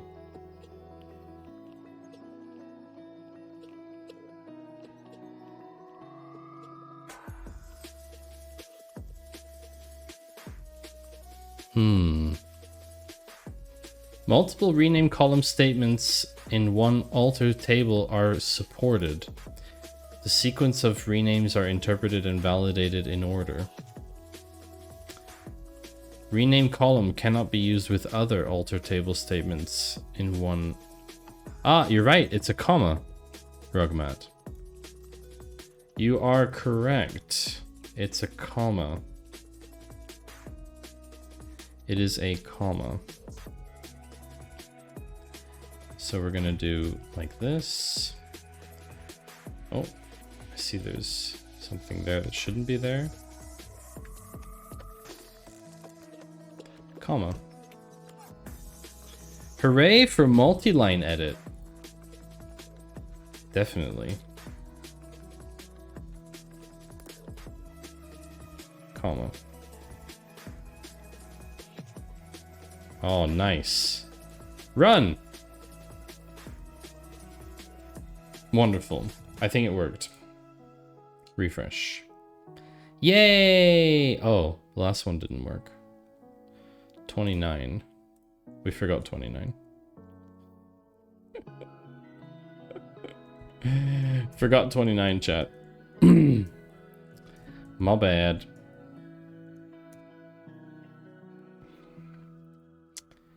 Refresh. Employee 29. Okay, perfect. So managers is done. Now we just need to do a count. Select count star from 3836. Oh wait, did I already write that down? I already did that. Safe houses.csv. That's the next one. Create table from upload. Select file. Safe houses. Safe houses.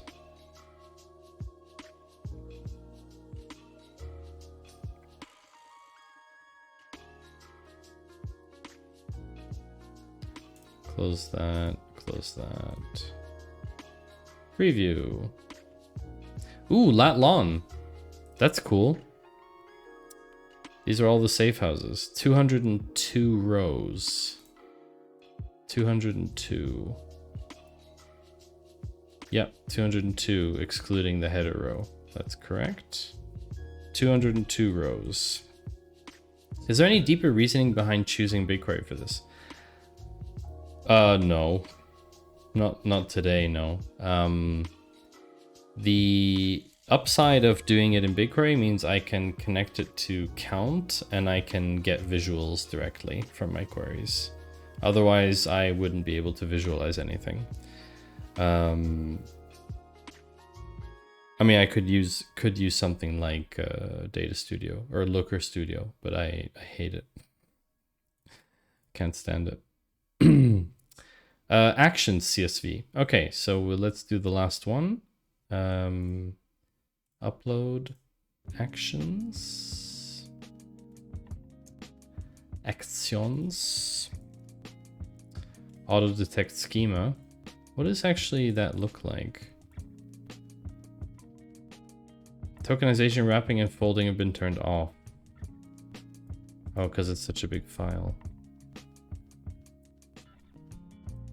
Employee ID, action type, action date, action description, action location, action status, action severity, associated project, associated division. Okay. The other reasoning behind that could be a collaborative rocker that I'm not sure what kind of performance we'll need in terms of analysis, and BigQuery just scales automatically. That being said, I don't really want it to cost money. But if I used an instance, like if I went to Elephant SQL, right? If I went to Elephant SQL, and I just use the cheapy one, right? There's like a, hold on one sec. There's a free tier, right? There's a free tier for Elephant SQL.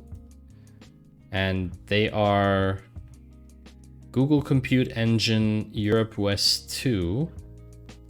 And the database size is 2 gig, and the max database size is 20 megabytes. So yeah, 20 megabytes for a database is very small.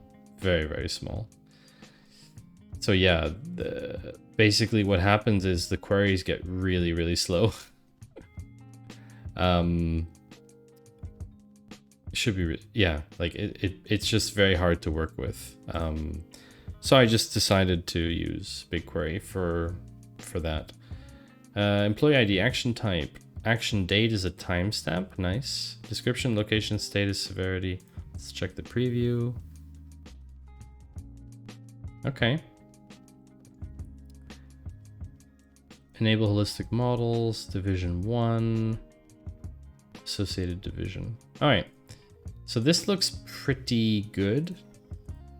Oh, let's do one query of the actions.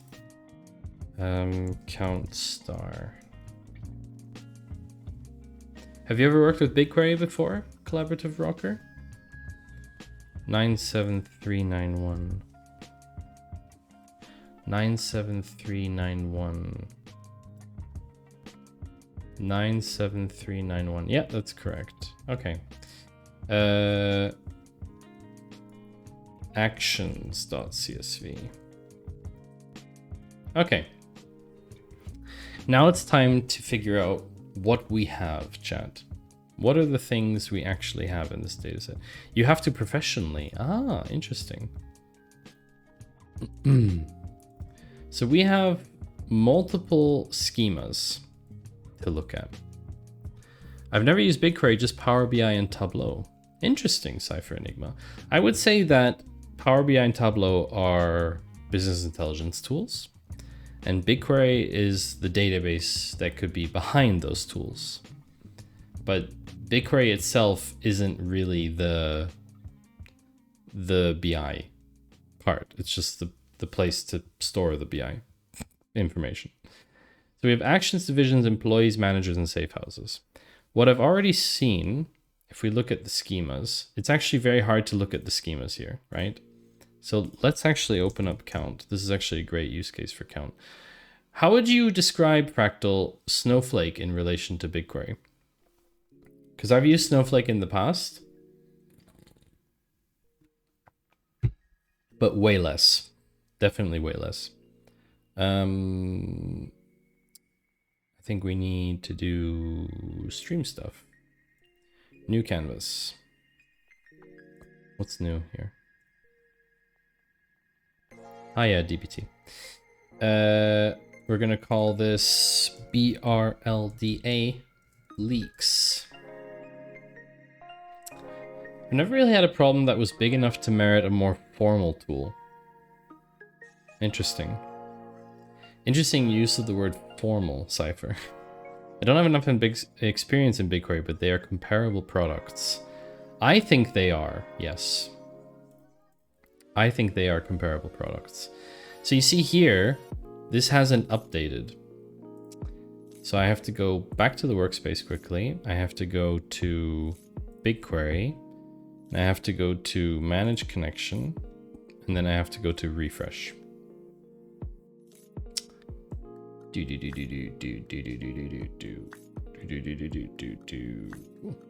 Then I go back to Stream Stuff. And now, ta-da, BRLDA. Now this is, for me, this is way easier to read because BigQuery doesn't let you do this, unfortunately. So we can take a look at all the different stuff here. I do a lot of ad hoc, like, is this really a problem stuff? I know exactly what you're talking about, Cypher. As someone who has had a lot to do with ad hoc without formal analytics tool recently, I'm jealous, Cypher, and want to learn how you do it. Yeah, I have started calling myself decision engineer, and basically every ad hoc request gets a 5 times why question behind it. I need to understand. I need to understand why you need something. If I don't understand why you need something, I'm not going to do it. Fortunately, in our organization, that level of information is quite forthcoming so far. So the first thing I want to investigate is employee linking. I think this would be not with the bookmark thing. I think this would be an interesting aspect. So we know that in the actions table, we have an employee ID. We have an employee ID in the divisions. We have an employee ID in the employees table. And we have a manager name within the managers table which has all the employees in it. So employees could be in any one of those 29 fields. And in the safe house, there's just a list of safe houses. So first, let's link employees together by starting with the top level, which would be employees. Employee links. Maybe employee roll up.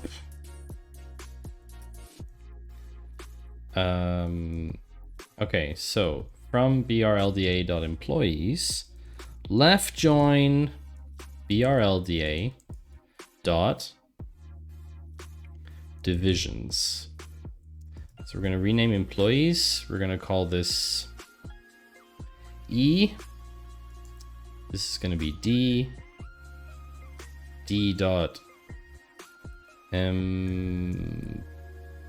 division employee ID equals E dot employee ID.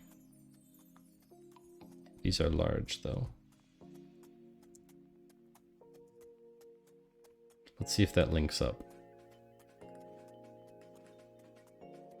Ah, there's a manager thing here too. It's not fun without connectors. Exporting to CSV will get you past a number of sins. Well put. Very well put. Okay, so there's projects here too.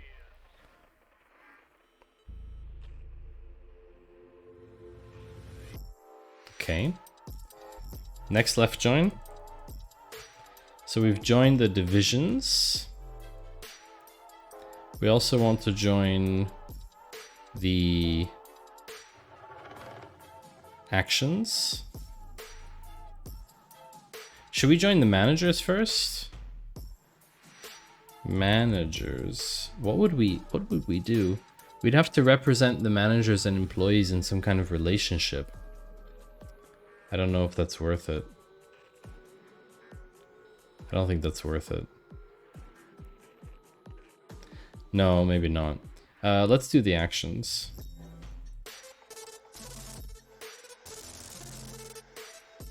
Although, is that really valuable? Just wondering. Because I think it's maybe better to have... No, maybe let's just do it like this. Let's include the divisions and the employee stuff together. So E dot star and then D dot star except employee ID. So I don't know if you know about this one in chat, but the except keyword is not supported in BigQuery, as far as I know. Because that would enable me to do... actually, maybe you can't use it with multiple?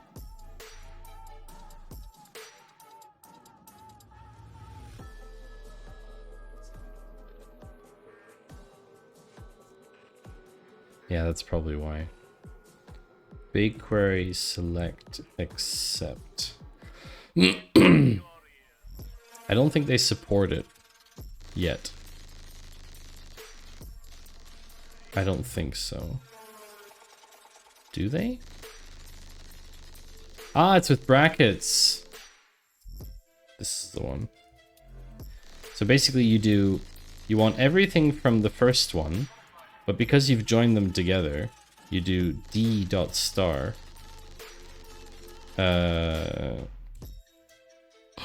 Yes, that's what I want. Perfect. Just so the employee ID doesn't appear twice in the table. I don't have a good reason for not using it. Yeah, I know, right? This is like the thing. I guess if you're not used to having it, you don't use it. So we have an employee with their job title and the phone and their manager and the employee name 1, which I don't know why that's the case. Why is there like an alias for employee name? I don't think we need that. Is the employee name always the same? Let's try. Where employee d e dot m. Oh shit, ads. God damn it.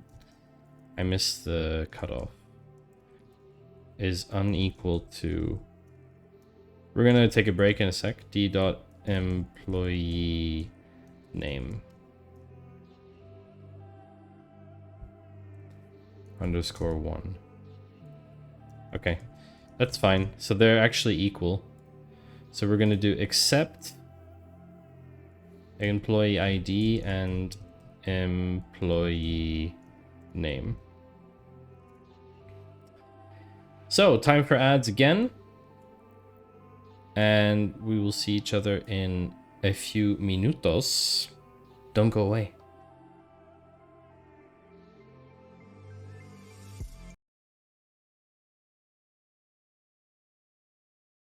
Oh, I see. I see what you wanted to do. I see, chat. Okay. Yeah, okay. You know, if you oh no, if you combine them, it's gonna break everything, chat. You know that. Snapchat, like, Snap Camera doesn't deal with this stuff really well. It's gonna just be... It's gonna be just completely broken. Oh no, chat, what have you done? What have you done? This is Bad. It's gonna be broken. Broken forever. I think. Maybe go here. Chat, you've lost, haven't you? C3PO. No matter where you go, even if you go A1 or B3, you've lost. So let's say, chat, let's say you went here, I would go here. Boom. Beat ya, chat. Not if we never decide to go. I beat chat in a game of tic-tac-toe. You won't believe what happened next. Then we would see it here in the notifications. If I run it from terminal, if I run the blue from terminal, there it is. So it tells me that the script is not firing, which makes sense because otherwise the lights would turn blue if the script fired. You know what I mean? So obviously the script is not executing in the first place. C, E flat, and G walk into a bar. The bartender says sorry, but we don't serve minors. Oh no! No.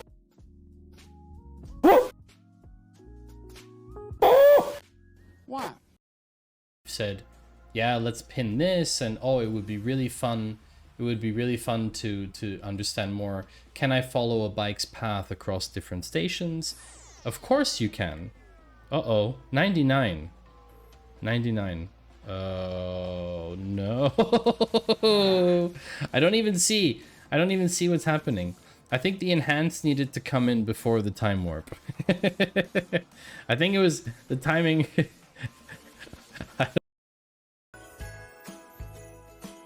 Navi! Hey, Navi. Good to see you. Oh my gosh, Navi. Navi, you will love this. You will love this. But also, Navi is a streamer who is doing a lot of SQL stuff. Oh, that's not SQL. That looks like gaming. Navi, were you slacking? Oh shit! What is your problem? Were you what are on slacking? about? You weren't I working. just took the fucking propeller from there, and I put it here. I and forgot it that clipped you through the swear a lot. Never mind. Hello. Welcome back, chat. Cypher, what clip are you referring to? That's a very naughty title. I got myself a little snack.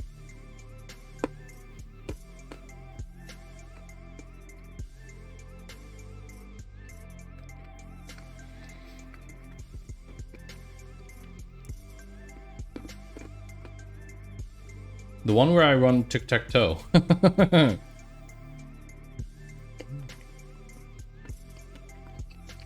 was pretty good, actually. So, we have an employee roll-up.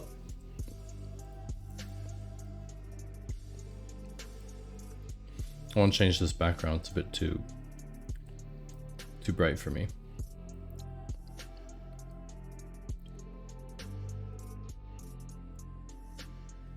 So we have employee roll-up. Now we have this actions thing. So we could actually figure out which employees had what type of actions. So for example, actions type.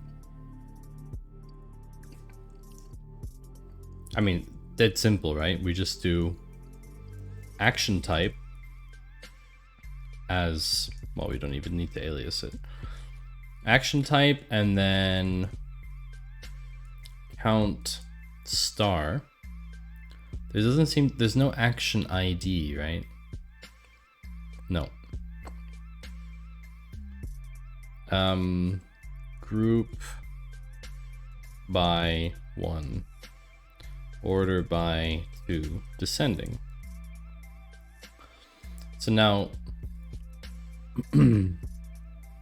number of actions. So if we do this, and then we do a visual, and we do bar. No, bar was column was good. Bar was correct.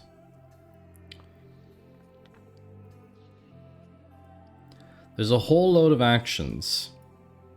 There's a lot of actions. Oh my gosh. There's so many actions. Okay. Are there any like roll up action fields? Go back to actions here. Action description. Action type.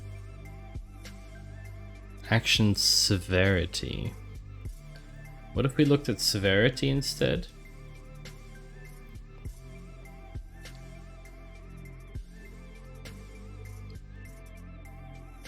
Actually, what you could do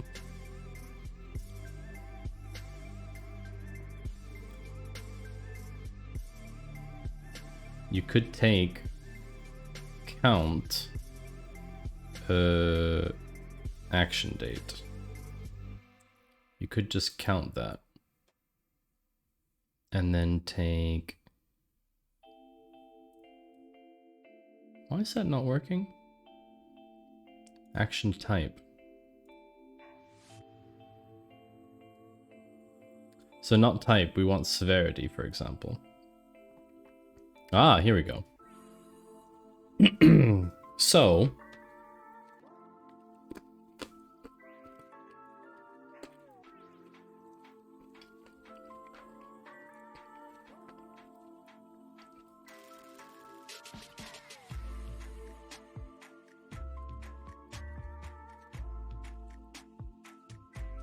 There are low actions, critical actions, high and medium.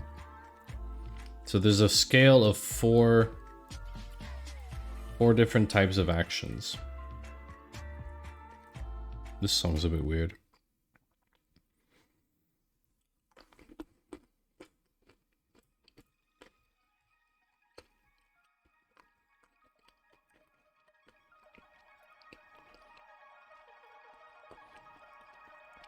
What if we were to only look at critical actions?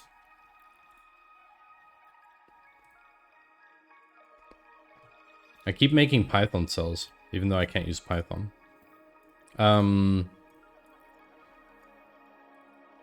Let's call this critical actions. But what are actions? Do we know what actions really are? What are actions? What are they? What are actions really? Operation Seamless Global Projection to construct blah blah blah. Perform link analysis on covert networks. Analyze network logs.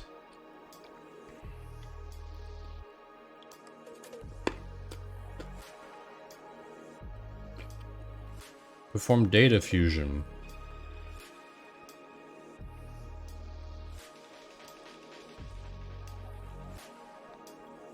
So basically, actions are basically operatives doing stuff, right? Does that make sense? You know what? I should totally tell them that I'm live.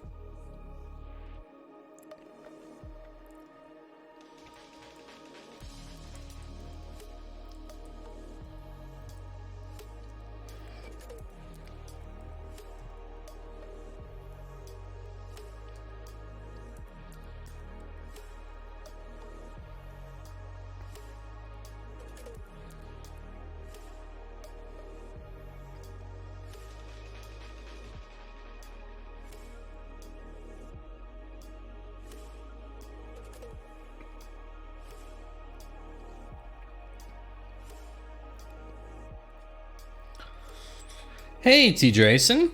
Welcome in. Good to see you.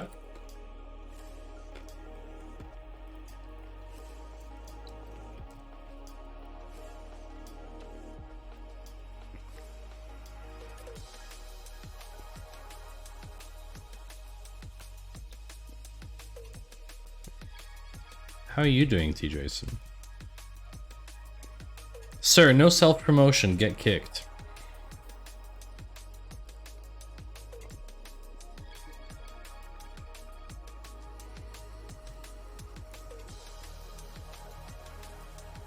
Was it in small letters? No, big letters. Small letters. Critical. So what are the critical actions? Distinct action type. I'm great. Played squash this evening. Oh, nice. There's still 211 actions here. Okay.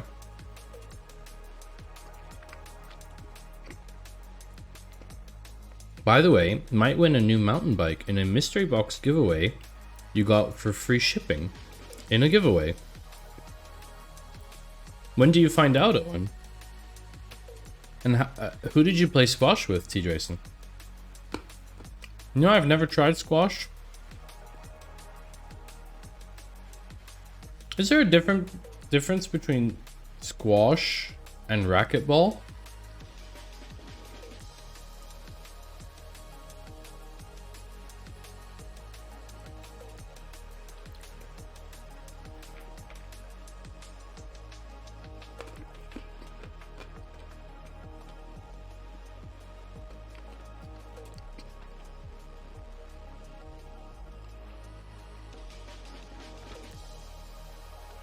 Interesting.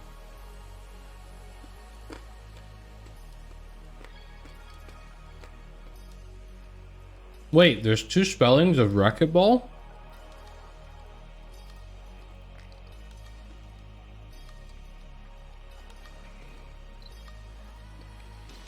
Not sure order's just been sipped, so you find out in a few weeks. Oh. You went with people from your gym / club. Went to the spa to recover. Ice cold therapy is the best. Oh my gosh. You were talking about those ice baths. I didn't think you were serious, but you are. Wow. Okay. So...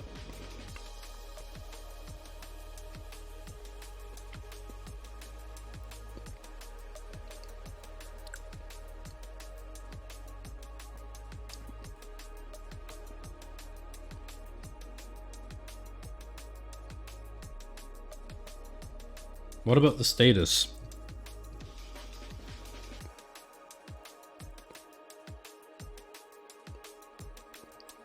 Failed, completed, planned, in progress. Okay.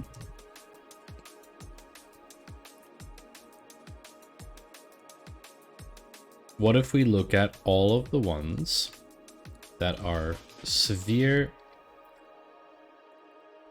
completed, critical actions? You have it every single time you do an activity. 2 to 3 minutes. Really?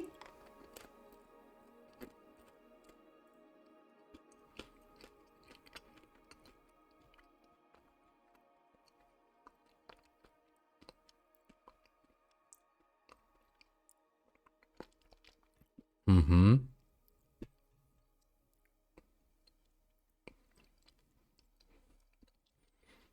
It's a lot easier than you think.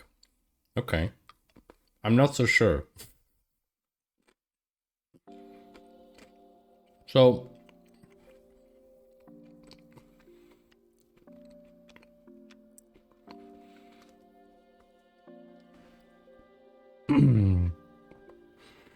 so there are different types of actions that the operatives were doing. And they have different types of criticality. But from there,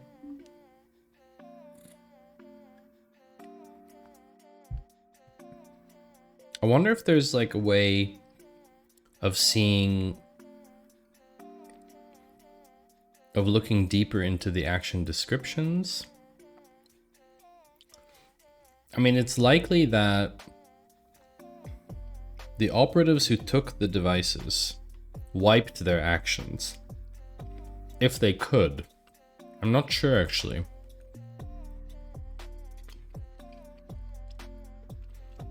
Action data available here.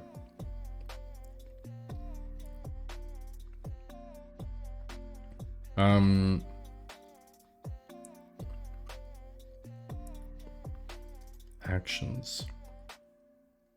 Has anyone done anything on actions? Ah, so people have found out things already. I'm gonna add this to the README.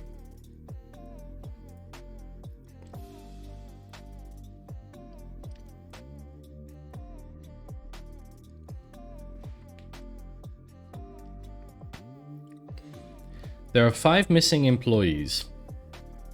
They seem to belong to Division 7, but their actions show other divisions. Their actions mention the 3 devices. All share the 219 safe house, Ecuador. Some duplicate employees are present, same email, same different phones and managers. Jessica Stone is the only manager without any employees. Okay.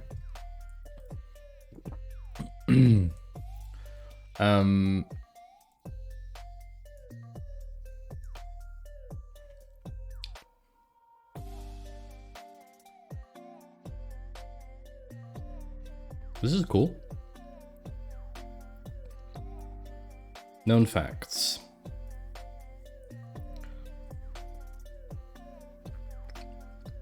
There are 5 missing employees.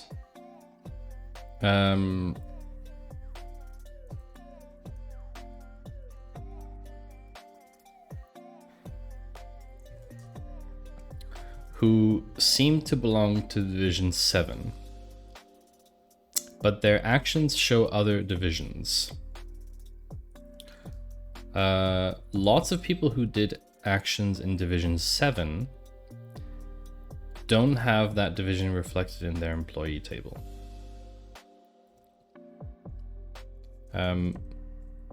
Our subjects are the only ones that did actions in divisions 1, 3, 6, and 10 that weren't reflected in their employee record. Something is up with division 7. There are 5 missing employees, aka subjects. Did I watch the Apple event? I did a little bit, yeah, TD. Up until the point of the headset. Did they announce anything after that?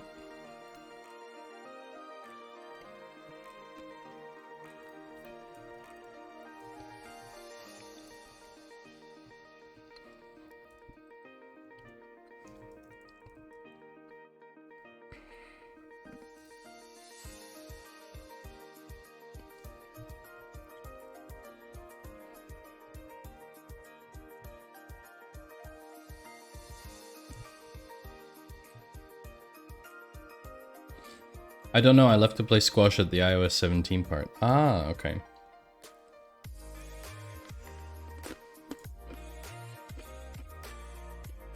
Okay.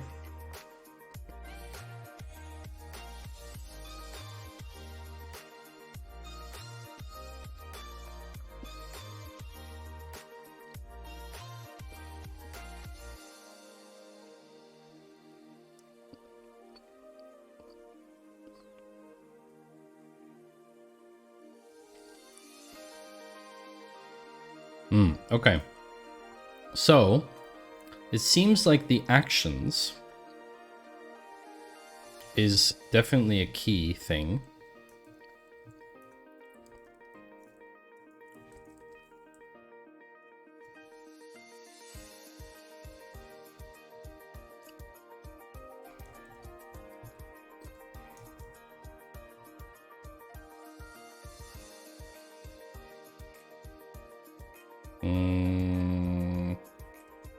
BigQuery like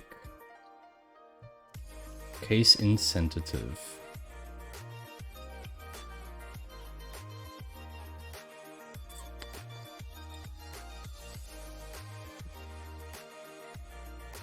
Ignore case?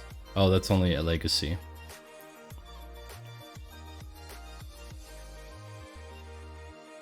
Ah.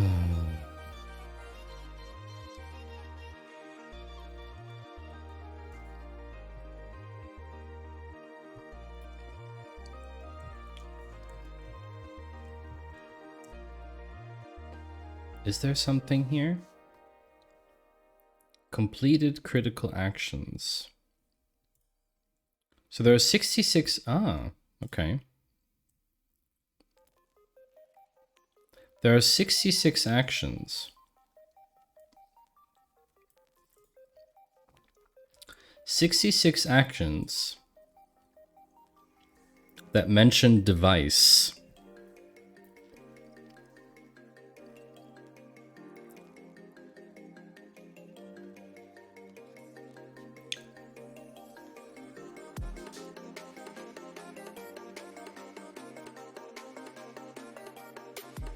What did they write here? Ah, 3 device. What about artifact?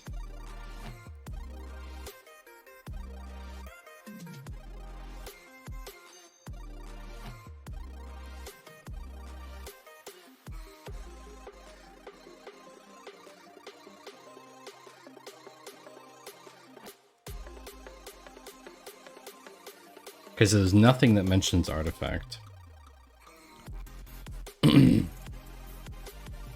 Okay. Devices.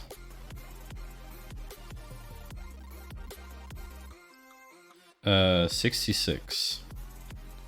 What if we comment these out? 1 equals 1. Are there still only 66 in here? Oh, 586. Okay, so some of the actions are not completed.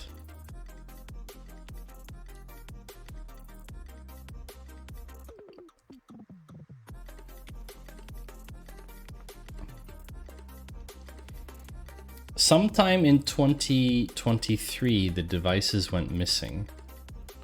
So let's look at action date greater than 2023. Let's look at December.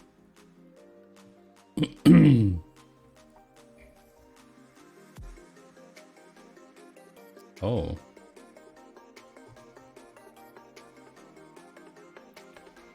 Ah. Okay. There's only very few actions. IoT devices. What if I take device?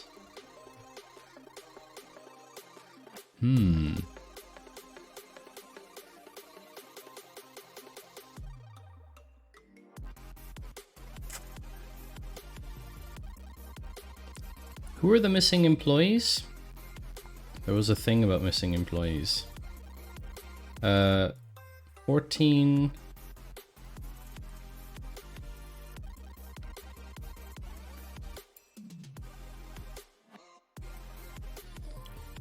These aren't sequential. Hold on. 1423.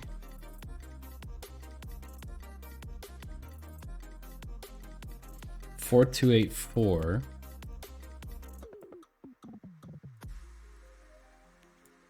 1423, 4284, 14976, 22602, 26188. None of those are in here though. So they didn't talk about devices. It seems like. Okay, okay. What if we do...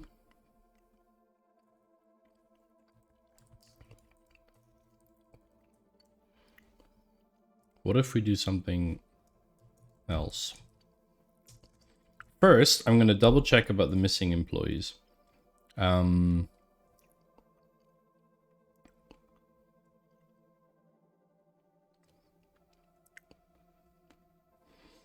did they determine that they're missing?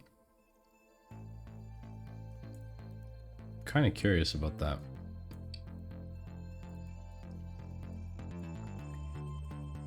Like, how did they determine...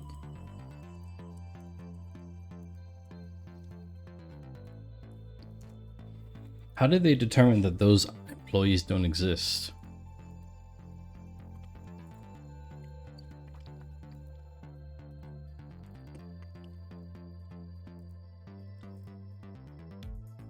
There are 5 missing employees, aka subjects.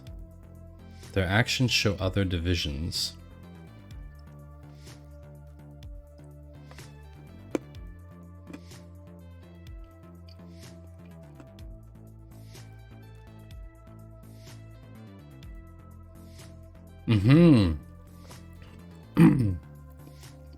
There are actions. Oh, I see. Okay. There are actions that aren't attributed to any employees. That's what it is. Missing employees from actions. So what we do is we do select distinct employee ID from the actions.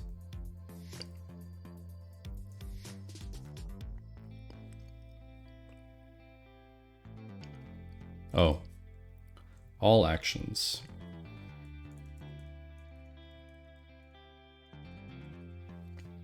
So these are all the employees listed in the actions table. And then you do left join employee rollup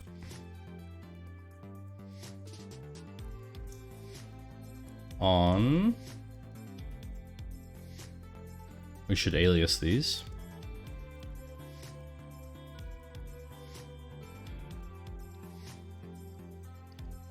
ER.employee ID equals AA.employee ID.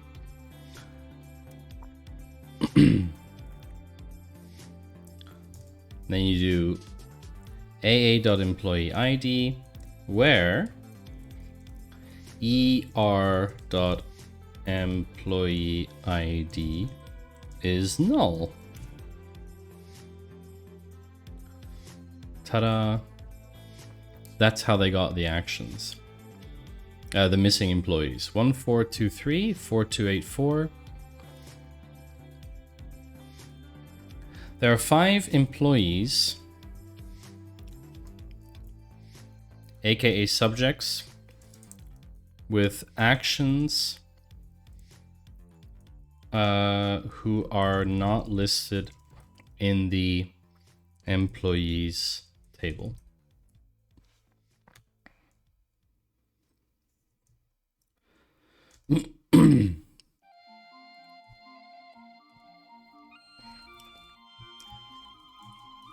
They seem to belong to Division 7, but their actions show other divisions. Okay. So now we have our missing employees. This is good. I've also been able to check the work of someone else who's working on this project, which I think is pretty important to like cross-check stuff. Don't you think, chat? Has anyone ever worked on something like this before? Like community challenge, or yeah, like something that is like a mystery challenge, and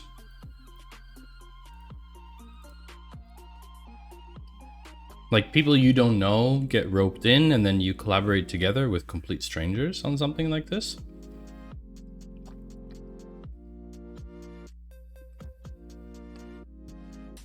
Anyway, you've probably all fallen asleep because this is pretty intense. It's more intense than I thought it would be.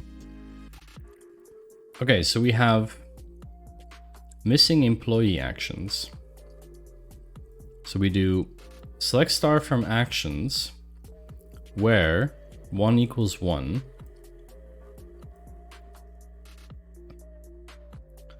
And employee ID is in hold on a second.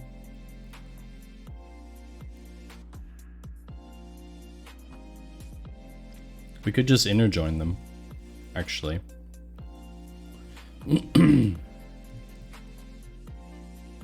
We could just inner join. Inner join, what do we call that?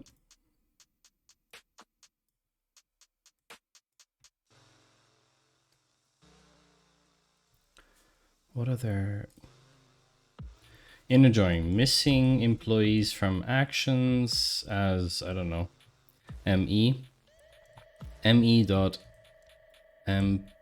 employee ID equals AA dot employee ID. So now we will only get the actions. Order by action date.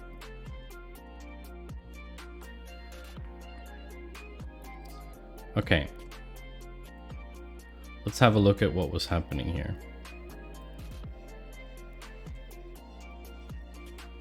And we're only going to look at AA.star. So we have 1, 2, 3, 4, 5 employees with unequal number of actions.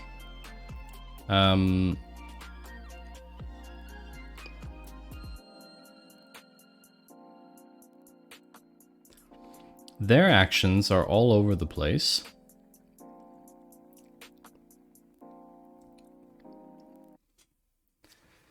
Their actions are all over the place and they're not consistent in terms of anything.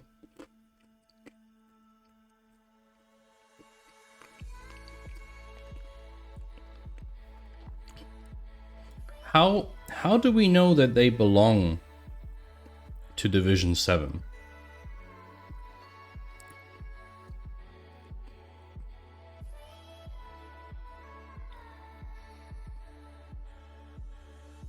Our subjects are the only ones that did actions in Divisions 1, 3, 6, and 10 that weren't reflected in their employee record.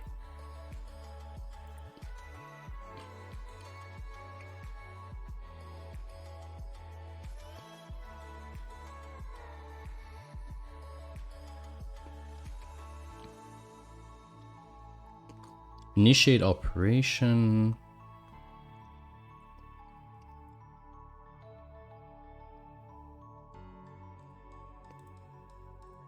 What does this say? Smuggler's confession revealed their involvement in transporting 3 devices across international borders. Okay, I see.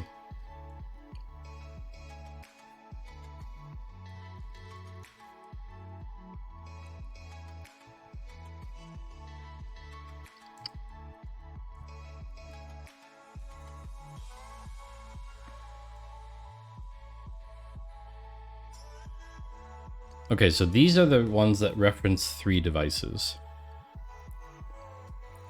These are the action locations.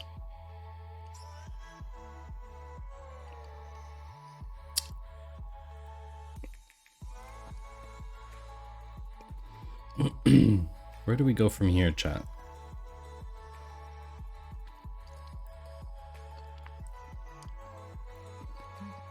Should we follow locations?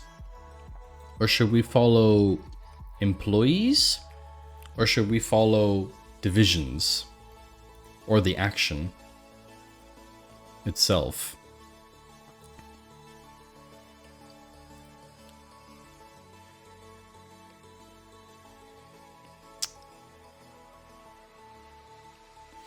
This comment here irks me a little bit. Our subjects are the only ones that did actions in the divisions 1, 3, 6, and 10 that weren't reflected in their employee record.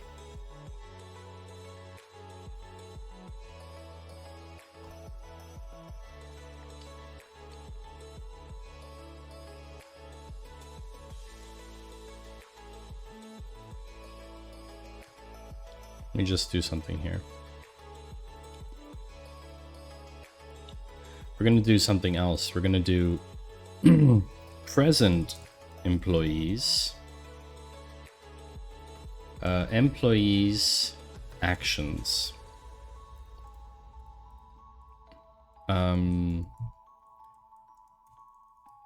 Full outer join.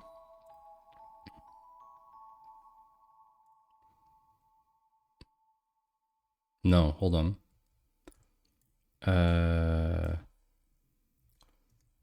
Left join?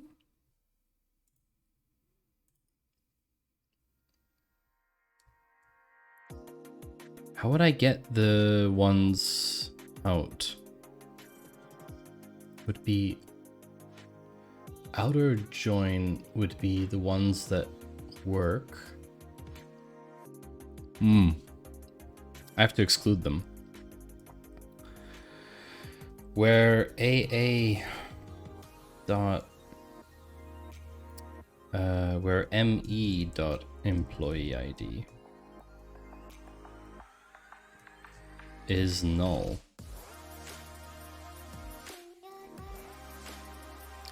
Okay, so there are no other employee actions that mention the devices.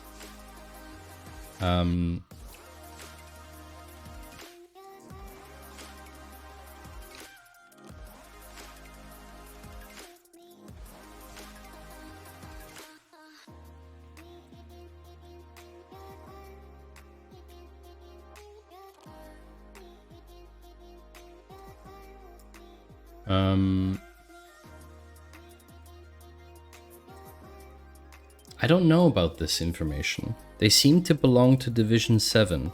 How do we know this? I don't know how we know that.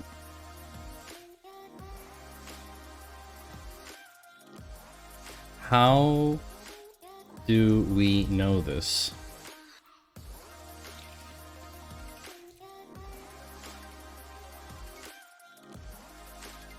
How do we know that they belong to Division 7? I don't really understand how we could know that. Because they're not listed in the employee table.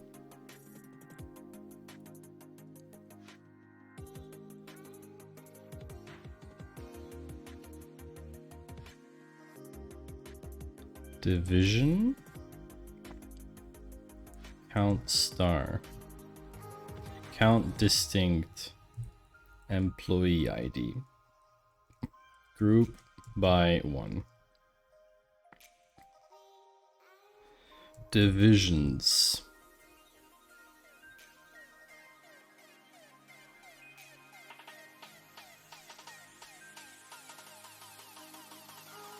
Wait, people can be attributed to multiple divisions?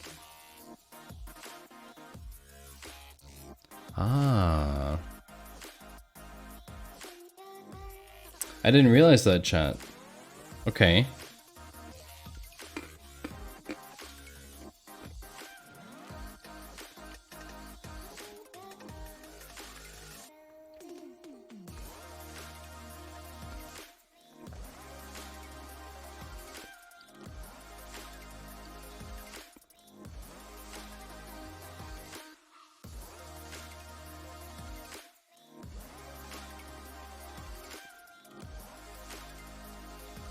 Known safe houses. Okay, they're not... All subjects share the same safe house. But they're not in the employee table.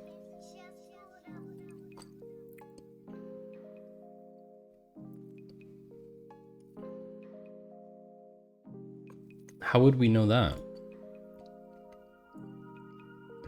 How would we know that? Where's the thing? Hold on.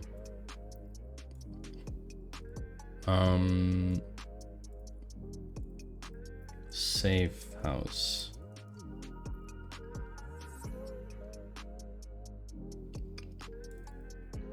Safe house. Huh?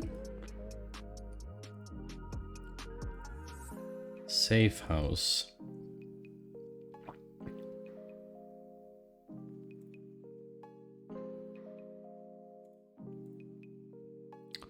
As George pointed out,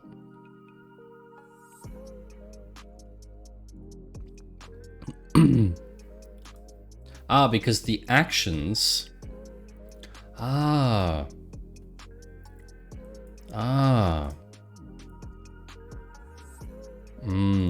okay. The actions have a lat long on them?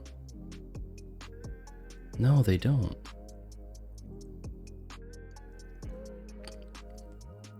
So how would they know? I don't get it. How someone knows this. How do they know that all subjects share the 219 safe house? If those employees are not in the table.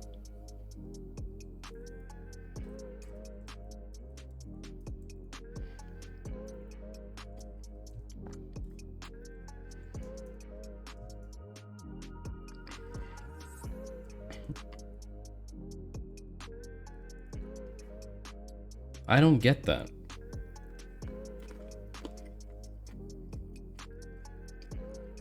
Okay, so this is an array. We have to do some... we have to do some shenanigans for this.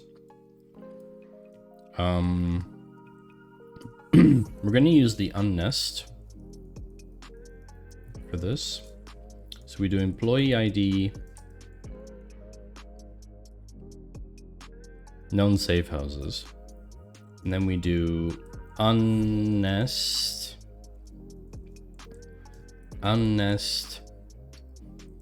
known safe houses as T. Then we do T dot star. Do we have to call it here? I don't remember anymore.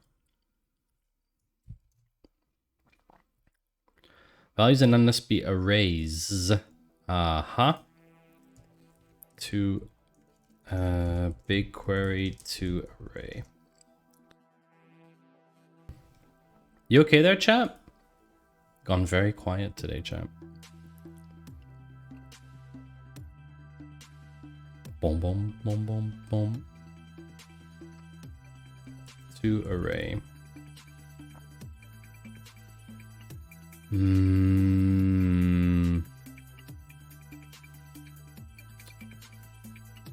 Doing swell. Thanks for asking. You're welcome. Garbage. Do do do do do do do do do.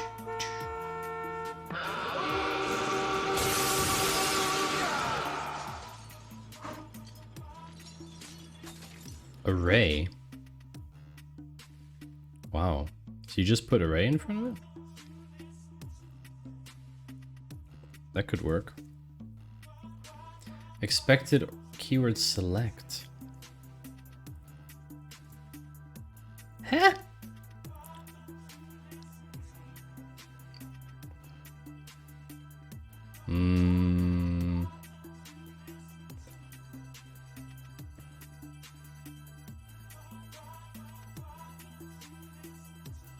Structs.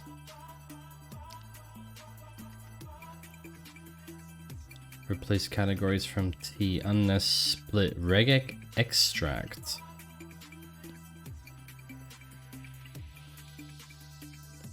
No. Unnest array.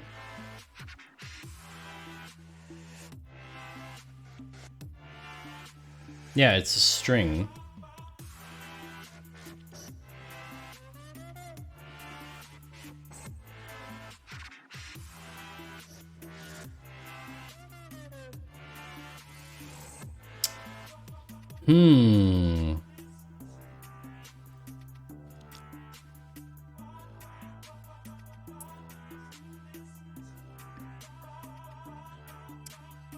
I need to convert string to array BigQuery.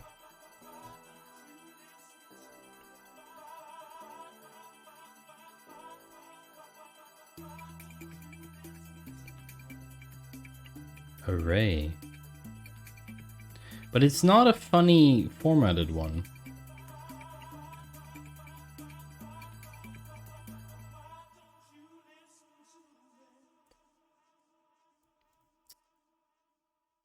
I don't understand why this is difficult. It should be relatively easy.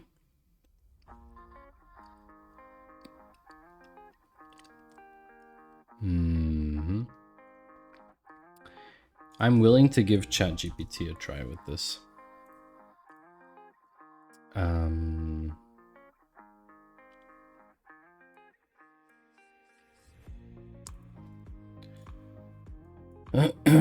Convert the following field from string to array in BigQuery. Split.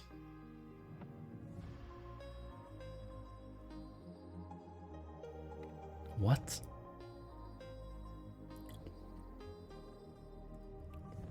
Use the following field.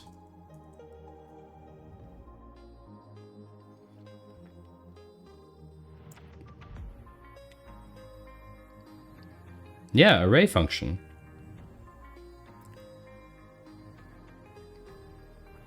Okay, you know what? We're just gonna do it in 2 steps.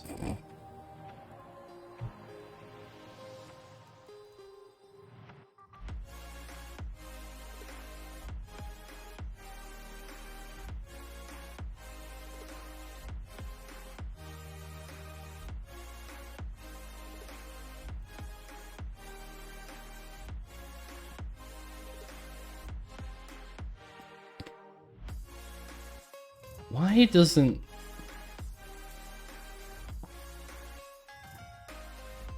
I don't get this. This doesn't make any sense.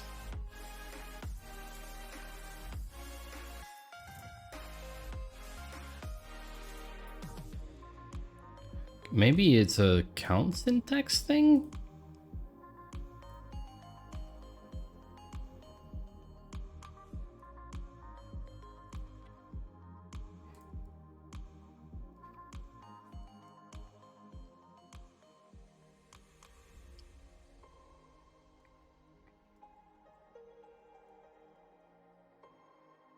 Syntax error.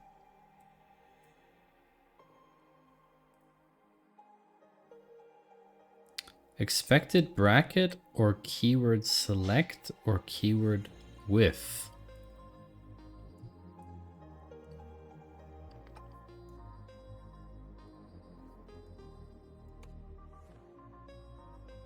Okay, this is weird.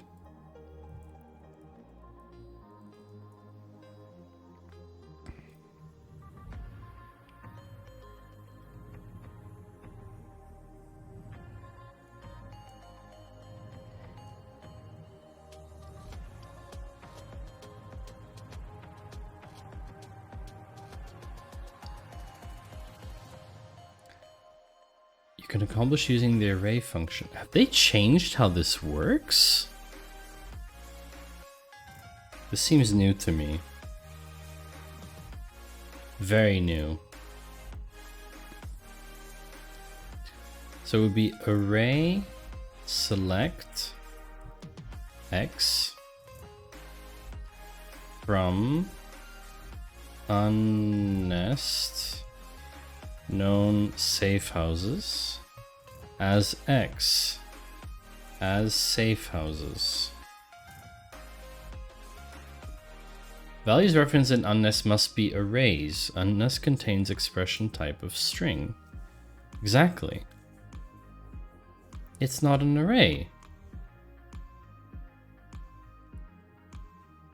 That's exactly the problem.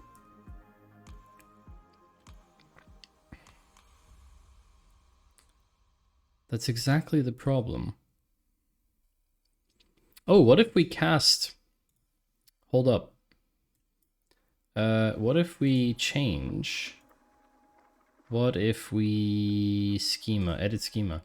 What if we change this type of known safe houses?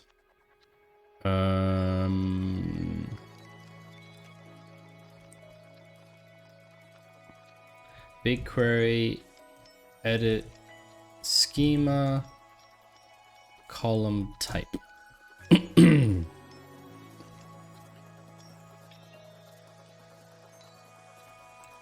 Modify type. Change a columns data type.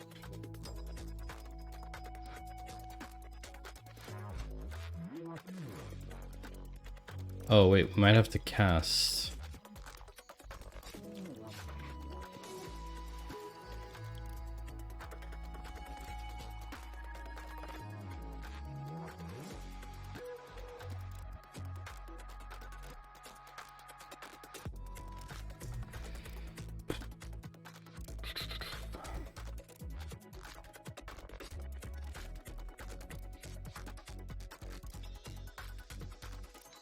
So we're gonna alter column known safe houses, set data type array.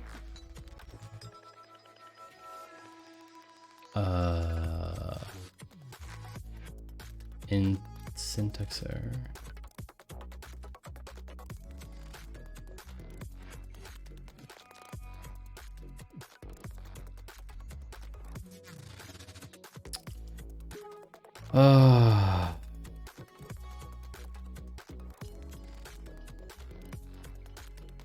Where are the types?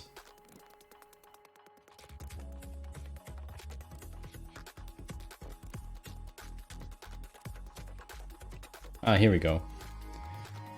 Numeric can be coerced to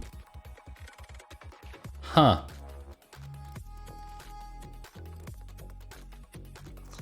That's the problem. You cannot coerce or cast string to an array. That's the problem. Ah.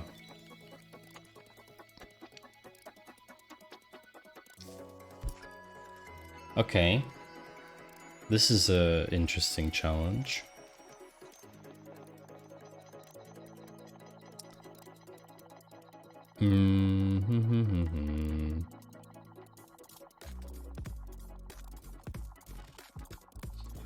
My query gives me the error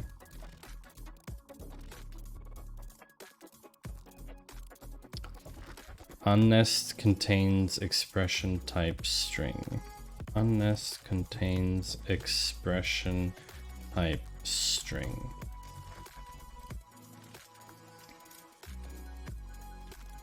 Modify your query to convert known safe houses. Oh wow, really? Split automatically creates...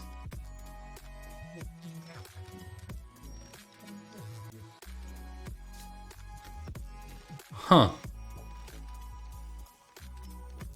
Okay, but I need to trim the array on each side.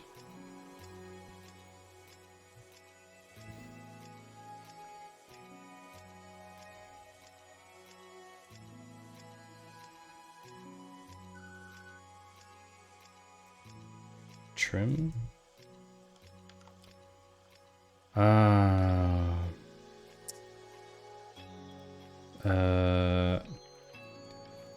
Trim the brackets on the string first. Regex replace. Holy crap. I don't need to write that? That's actually kind of nice. That's actually kind of nice. Not gonna lie, chat. ChatGPT just saved me writing a ton of nasty code. So honestly, that's a win.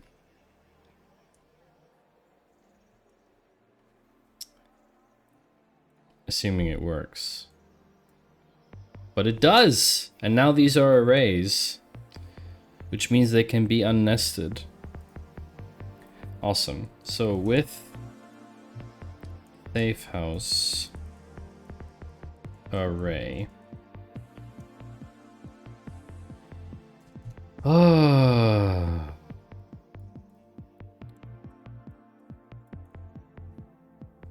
I can also magic format this. Yikes. Not sure I wanted that. No. Uh-oh.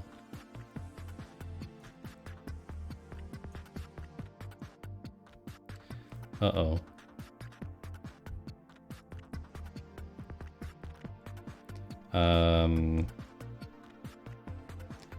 Oh no. This is not good. Some weird stuff happened. Chat, what did I do? I broke it.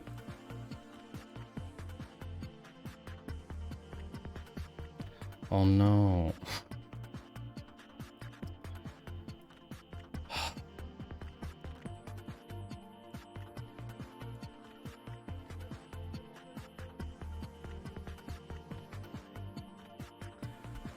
Seriously? Hold on a second.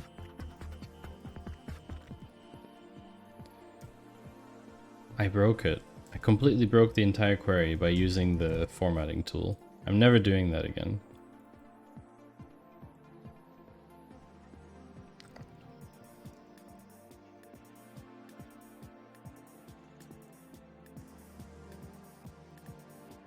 Select X from unnest. This as X.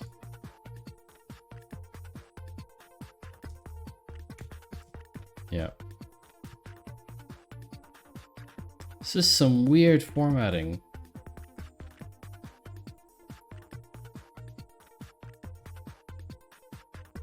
Why is it doing that? Oh, okay. Fine. With safe houses array as. Now I can do select employee ID and then unnest safe houses as safe house array.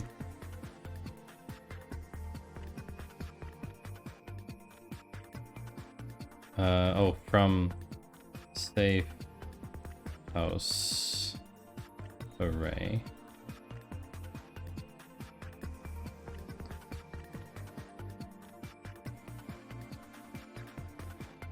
And then safe house var. So the idea is to have each employee. Does that work?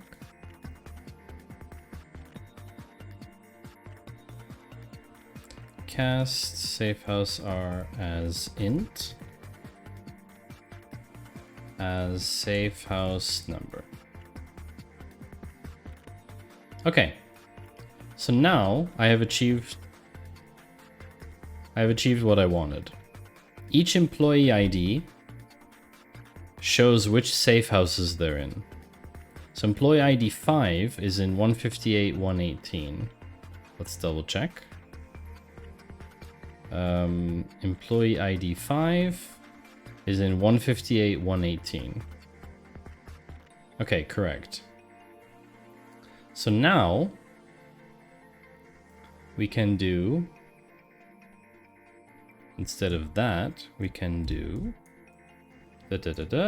cast blah blah blah as safe house number, count distinct employee ID as number of employees.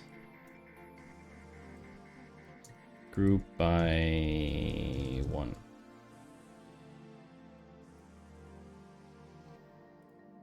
Order by 2 descending.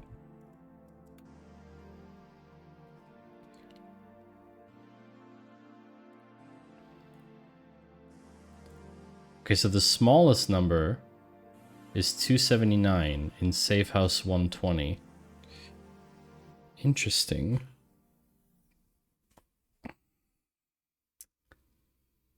So there isn't a safe house.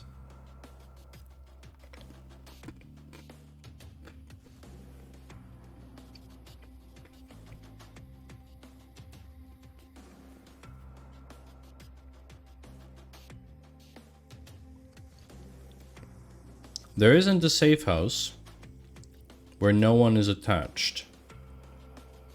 Obviously.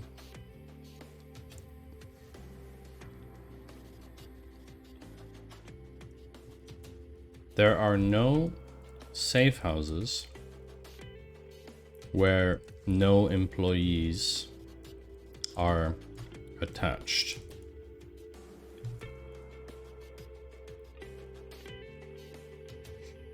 Chat, I'm gonna run some ads.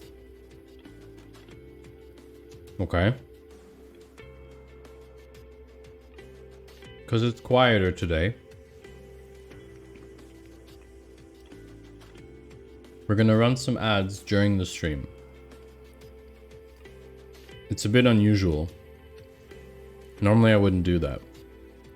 But as it's quiet today, I'm gonna run the ads during the stream. Garbage. Well, you won't get any ads, Rugmat. So you can say it's garbage. But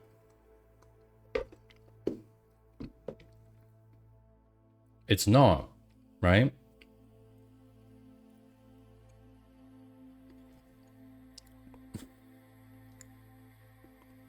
you know? So there's that.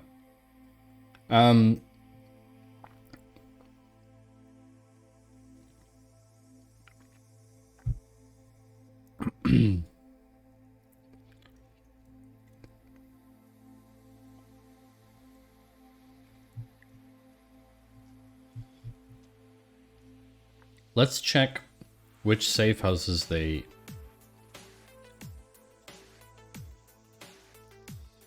Let's check which safe houses they share.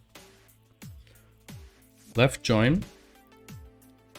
Shared safe houses as SS on ss.employeeid equals aa.employeeid. And we're going to do distinct AA and then ss dot safe house number.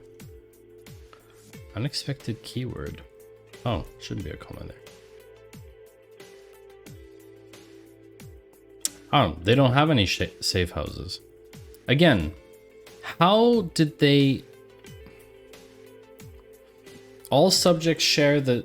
How do we know this?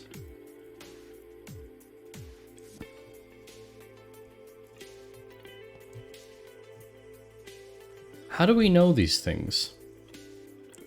Like it...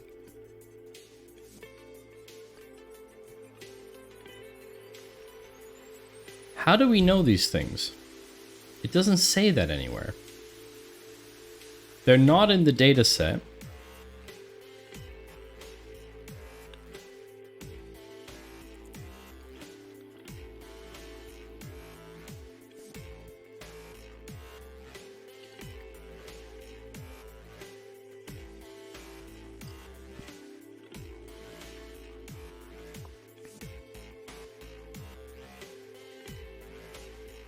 How did they get to that conclusion? All share the 219 safe house, Ecuador. Okay.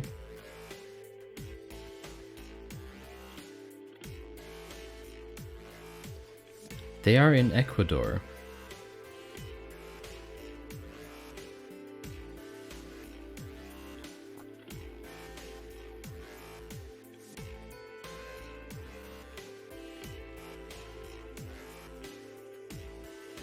See, we got through the ads, no problem, chat. For those of you coming back in, welcome back. Boo-boo! Boo-boo-boo-boo!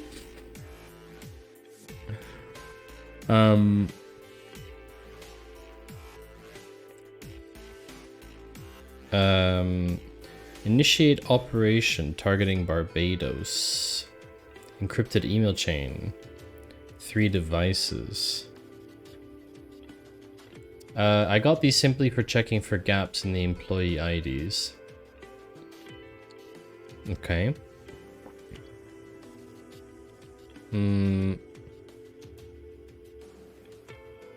Oh, someone made a map.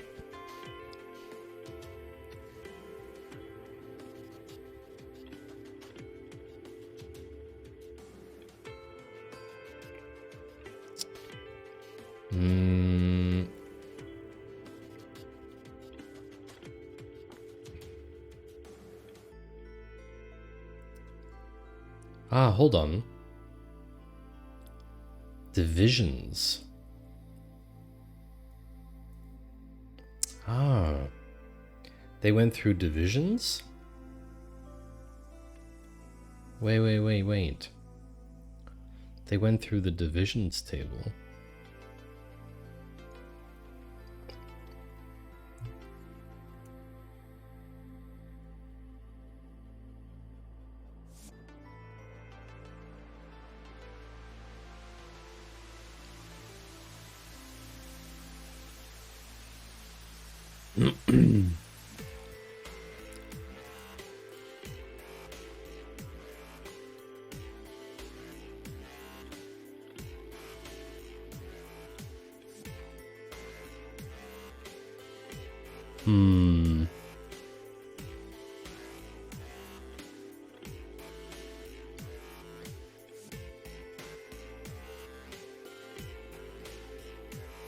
A full join is always going to be an inner. So that's not good. We should try going from the division elsewhere.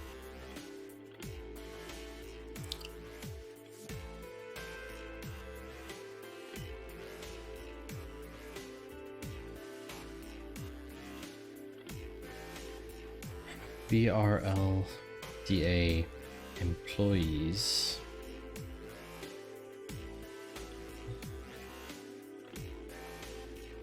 Wait, so if you want to do both? BRLDA.divisions. D as D1.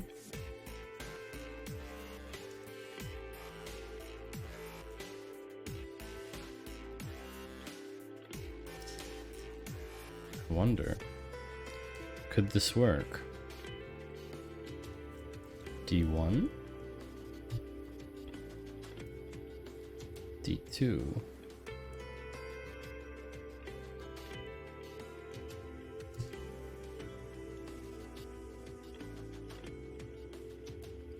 Employee ID 7. Employee ID 5 has disappeared. Interesting. Why is that happening? That doesn't make any sense. Okay, let's leave that for the moment. This stays the way it was. So that's division.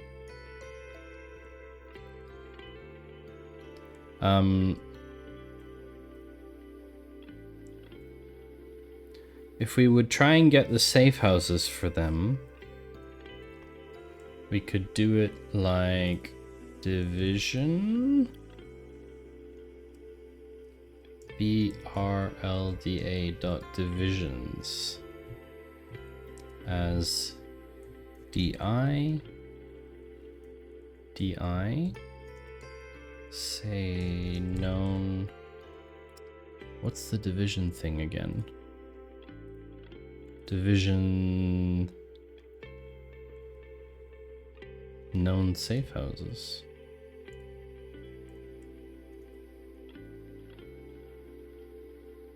Ah, okay. So those employees are in the divisions dataset.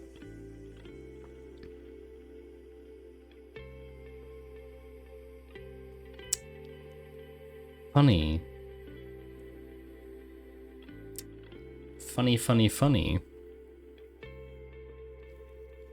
And they share 219. That's right. All subjects share the 219 safe house. Ecuador.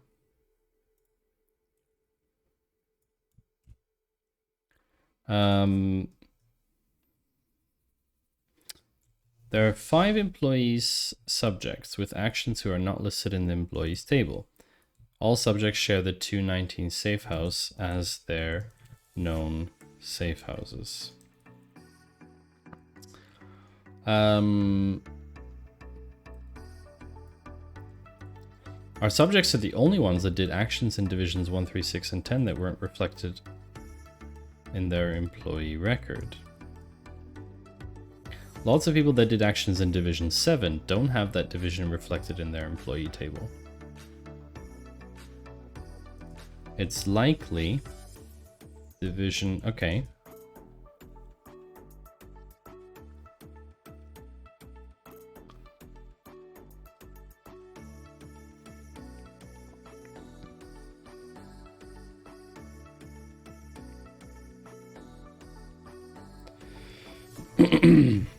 Okay.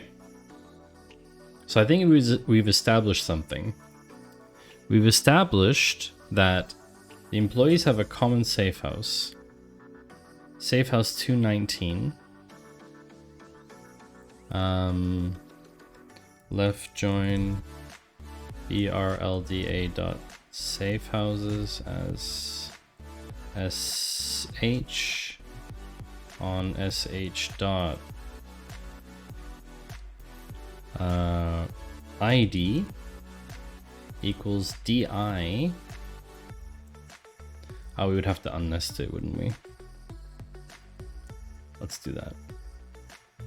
With base as...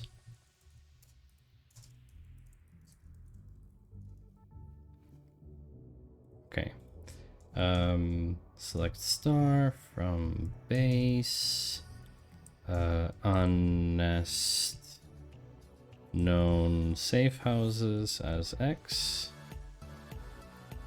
Unnest must be array. Okay, so we'll just take our code from over here.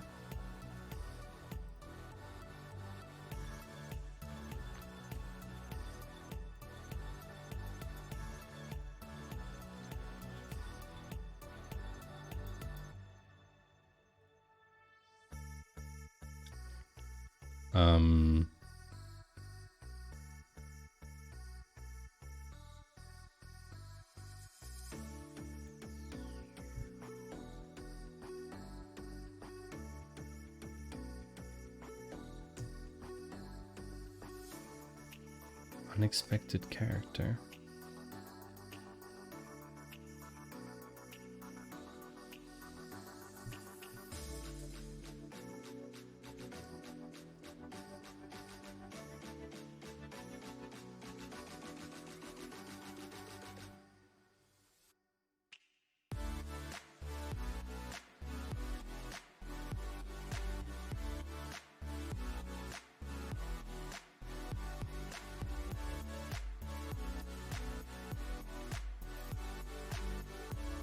Okay, so we have the safe houses.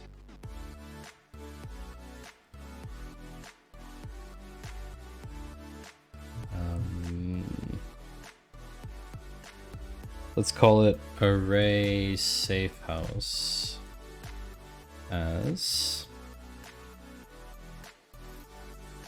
I know this isn't pretty, chat, but it's just the way it is. Select star from array sh. So now we do employee ID,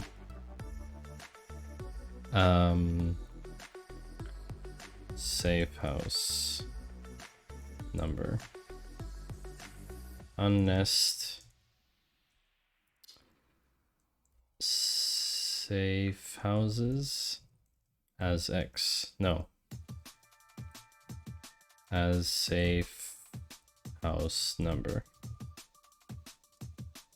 Yep. Okay. And we can just cast this.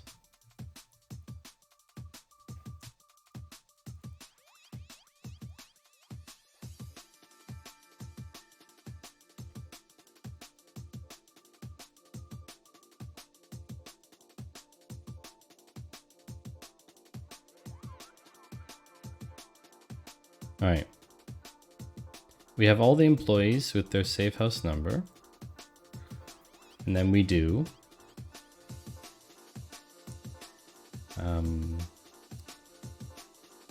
safe. So this is array safe house. We do individual safe house as this. Then we do select star from individual safe house, and we do safe house number count distinct employee ID, group by 1, order by 2, descending 219. And then we say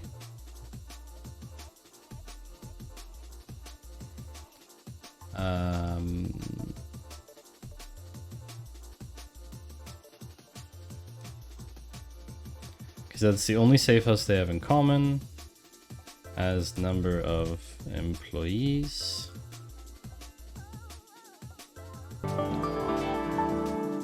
Limit 1.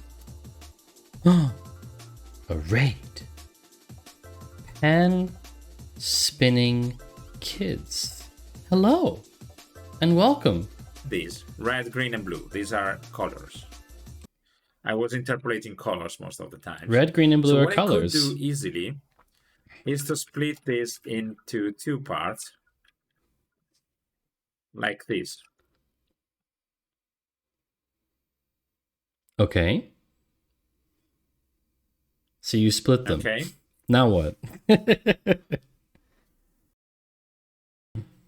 Hello, Pan. Or spinning. Or kids. Hello, kids. Welcome to my stream. Very nice to have you here. Thank you so much for the raid. And I hope you had a good stream. What were you working on your stream? It seems like you are also a programmer. I say also, I'm not a programmer. I'm not a programmer. Oh my gosh, you were learning Zig? Zig. What is Zig? What is Zig? That's fascinating.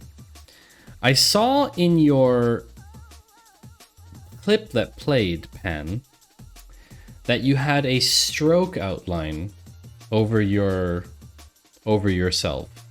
That's something I've been meaning to add to my scenes because I want to have a thumbnail scene for reasons I won't go into currently.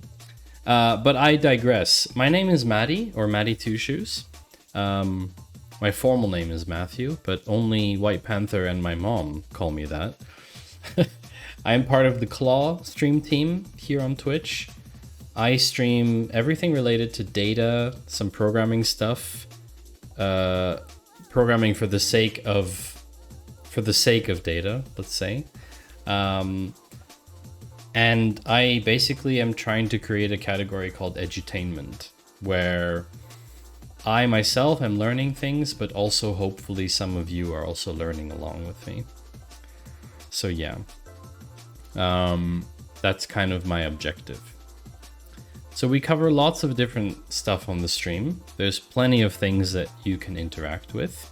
That's a shader that you wrote. That's amazing. Do you know Finite Singularity by any chance? Finite is also a member of our stream team, and Finite is an extraordinary talented when it comes to shaders and OBS. Finite has next level knowledge when it comes to that stuff.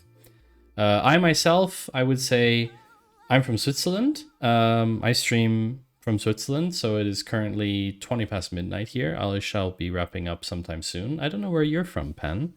And anyone else coming in with the raid, welcome in. It's great to see you. Yeah, I will be wrapping up shortly. Yeah, great reminder. Definitely do drop a follow if you want to keep seeing me stream. I stream 2 to 3 times a week. It depends on the week. Basically Mondays and Thursdays, and we have an additional Friday stream every 2 weeks for the Data Cafe, where we cover news and various bits of information from data and tech in the world. Lugano, you'll be in Zurich next Thursday to Sunday. Oh, very nice. Very nice, Pan. Hey, if you would like to meet up, I actually have to check my schedule.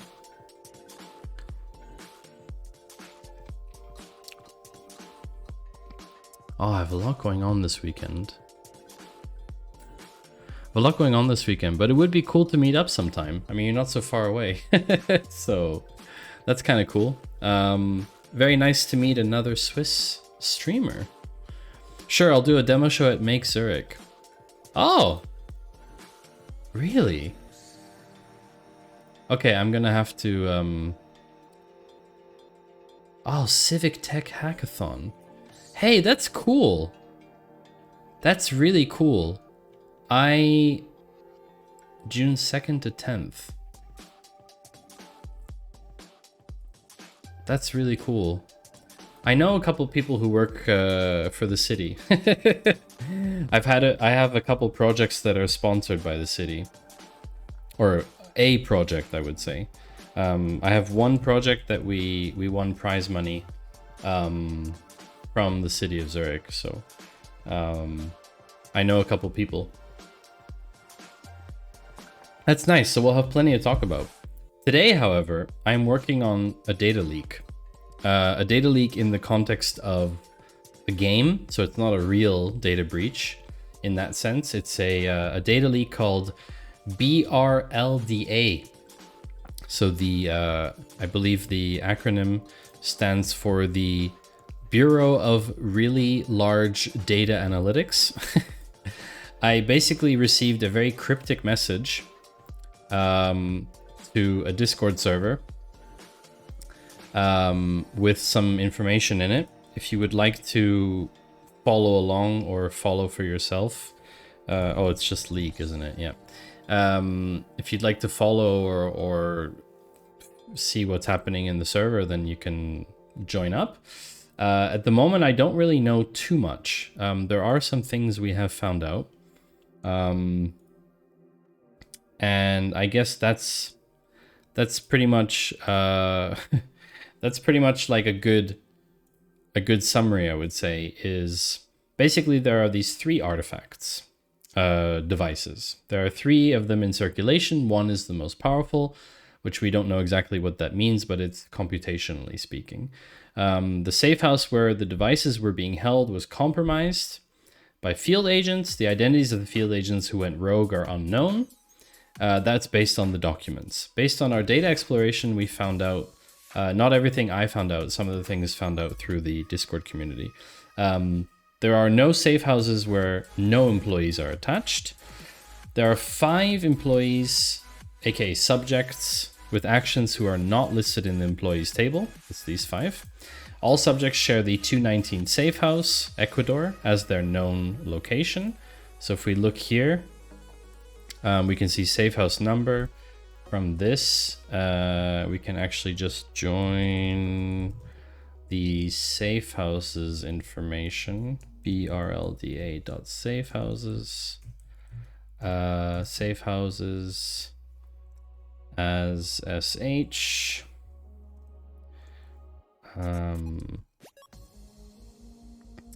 On sh.id equals ih.safehouse number.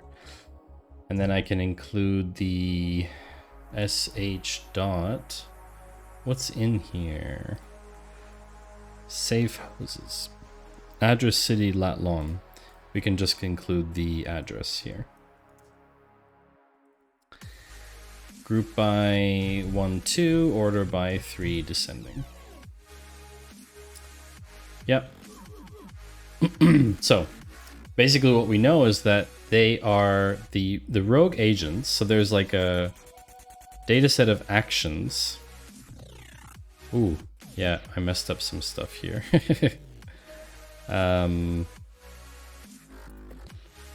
have to make another table of this. Hold on. I have to make another table from here.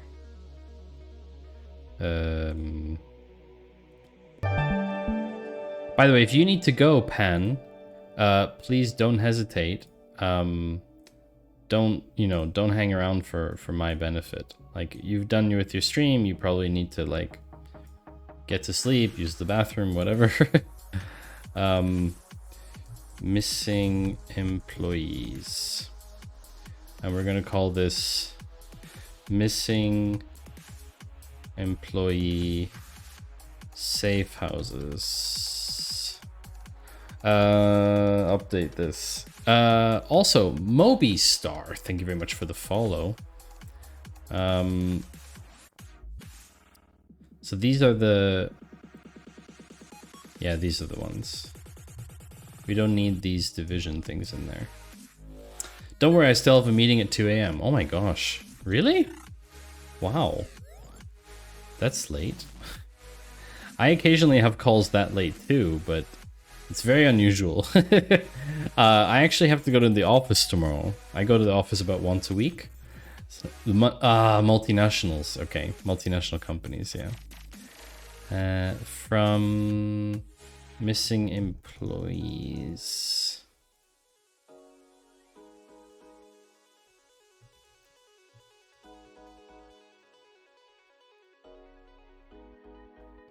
Oh yeah, this was nothing. This was actually nothing. So the employees that are missing. Let me just group this a little bit. So we have basically these are the safe houses. There hasn't been really any interesting information from that. These are all the actions. Based on the actions, we identified employees that are missing. Based on the employees that are missing, we identified they all belong to this 219 safe house. Now, what we can do is we can look at the actions of those employees that were done that involve these 3 device descriptions. I think it's actually better to look at all of them, all of the information. So basically, these are all the actions they've been doing. And they've been all over the place with these actions. Now, what's interesting is, where do we go from here? We've identified the 5 employees. You like all hands calls off hours as well, Cypher. We've identified the 5 employees. They apparently belong to a division called Division 7. Lots of people that did actions in Division 7 don't have that division reflected in their employee table. Really? Okay, let's take a look at that. Division 7 actions. Select blah blah from all actions. Where AA dot, is there a division field in there? Associated division.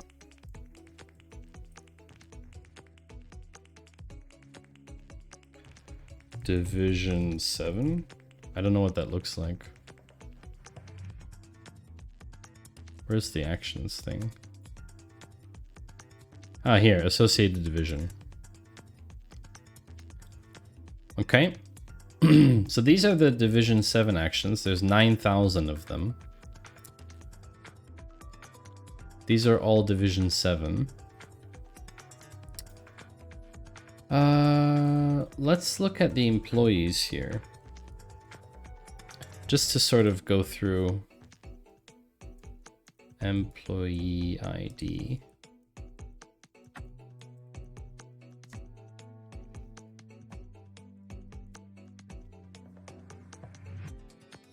Okay. Left join.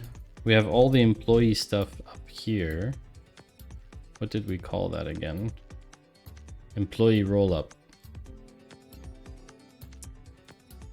Employee rollup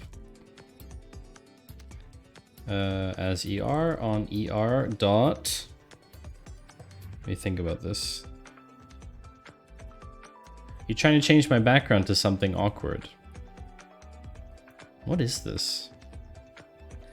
Right hand turn sign. Well, it got right hand. I don't think it got the rest.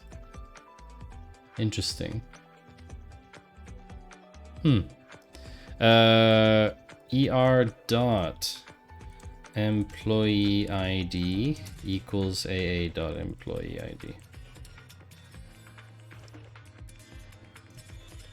ER dot star accept employee ID. Hanso, hi! Welcome back. Good to see you. Do you have any good resource to learn data modeling table design from scratch?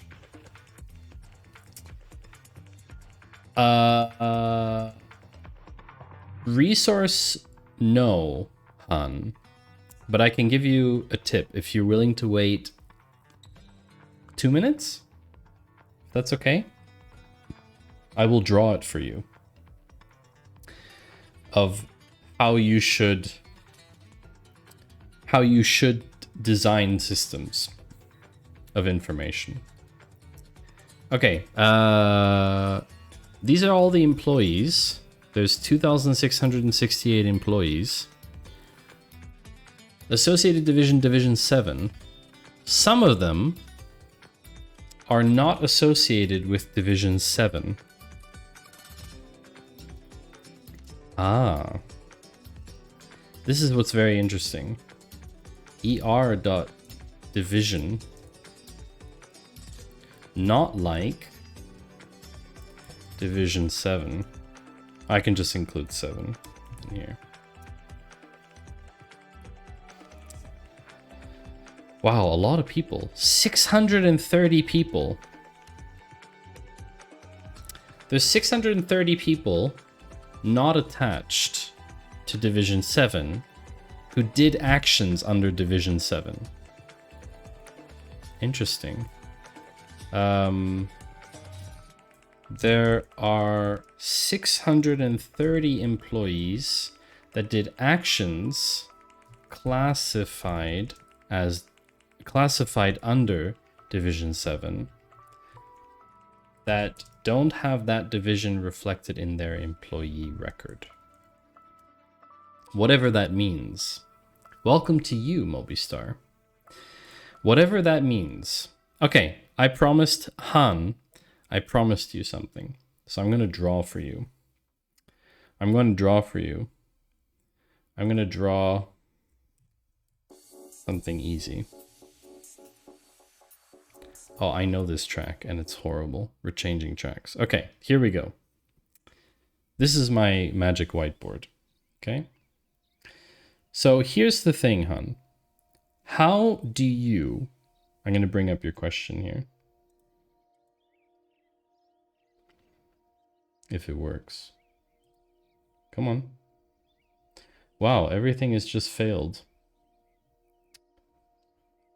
That's no fun. Hi, Mobistar from Nigeria. What is your favorite food, though? Do you have a favorite food?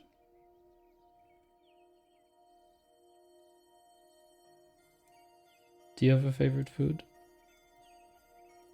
You probably do. Most people do. Most people have a favorite food. Some people do not, but most people do. Alright, here we go. So, Han Sohai. Maddie Tuches, do you have any good resource to learn data modeling, table design from scratch? There's a lot of information out there about table design or information system design. And what it comes down to is a very, very simple thing, which is a very simple principle. It's a box that says business on it. You have to model the data after your business. What your business does and how it operates.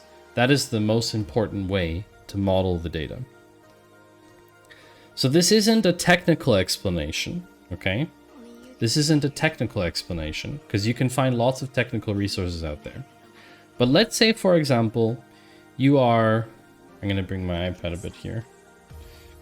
Let's say, for example, you are a e-commerce company, okay?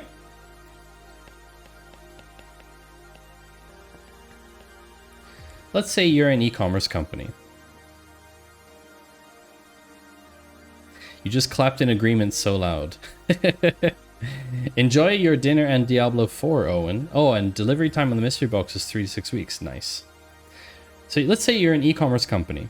You will have users, your customers, right? You will have products. You will have a warehouse. You might want to call that inventory. You will have shipping information. You will have suppliers. You will have all different types of things, and we call these things entities. And what's interesting about this, can I actually erase? I don't know if I can erase.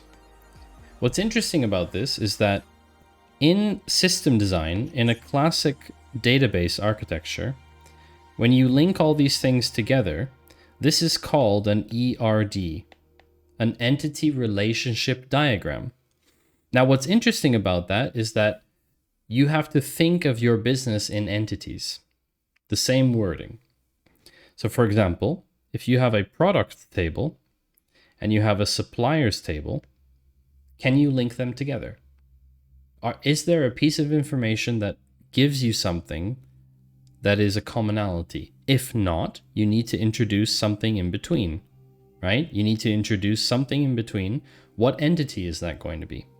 So you have to think in all of these entities, and eventually you will end up with a system design where you have all of these different things, right, in them, before you've written a single line of code, before you've created any tables whatsoever. And you will start making links. You'll start drawing or making links between all the different entities, and you will find out the relationships.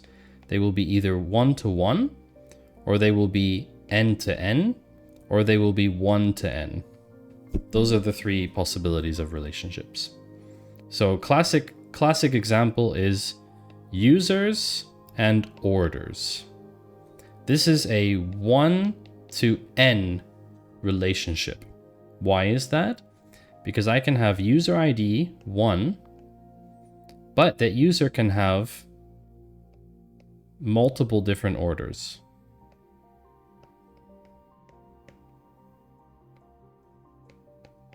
Whenever you go to an online shop repeatedly and you make different orders, this is basically one entity, but this is n, or multiple different types of orders. Exactly, Han. For each user, there are multiple orders. So it's a 1-to-n relationship. Some relationships, like user to address, you might have only one stored address for the user. This will be a 1-to-1 relationship, because you have user ID 1 and the address will be XYZ, postcode, whatever. And it might get overwritten every time. So that's a 1-to-1 relationship. But then you also have n-to-n relationships. And this is where there are multiple associations on both sides. This, for example, happens in products and shipping.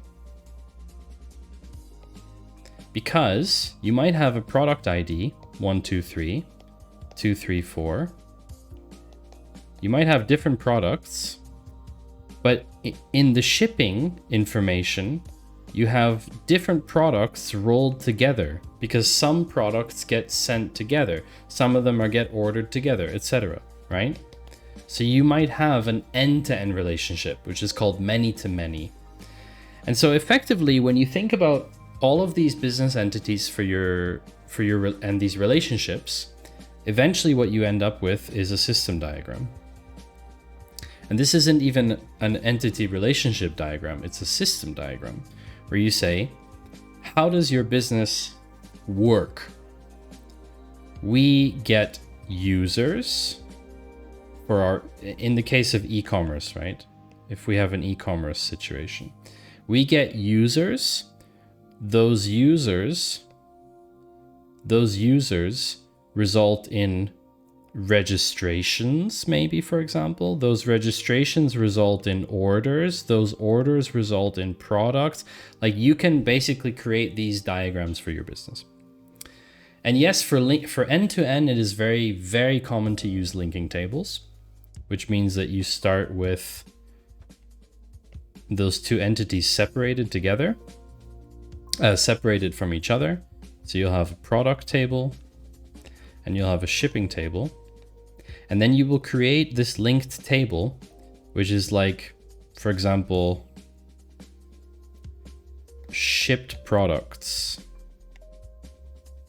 And you'll create an ID here that didn't previously exist. and it will reference at each point in time, it will reference both. So that's one possibility. There's a few different ways of doing that. But what it comes down to, Han, is thinking about your business and its processes. Because if you can model the entities within your business, then you won't have any problem doing it in a technical way afterwards. You won't have any issue in actually drawing the system afterwards and creating the tables and creating relationships. If you start, let me just finish this by saying, if you start from the other side, if you say, okay, my business has products. I'm going to make a products table. Okay, I make a products table. Oh, I also have information about products. So I need to make an attributes table. So I make an attributes table, and this has a product ID in it. So now this is a foreign key. In the products ID, this is my primary key.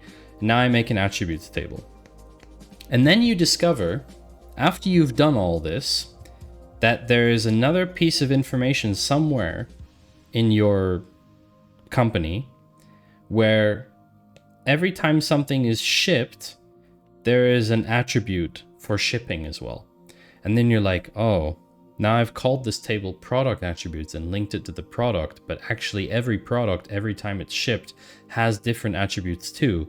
So then you go and make another attributes table, and you call this one attributes 2.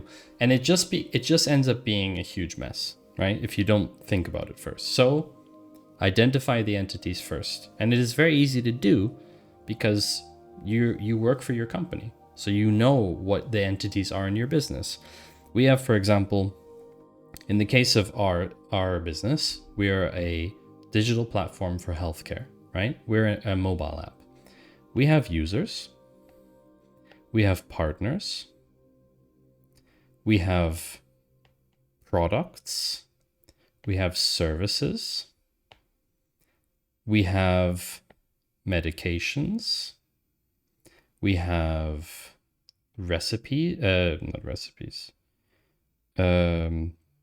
medication.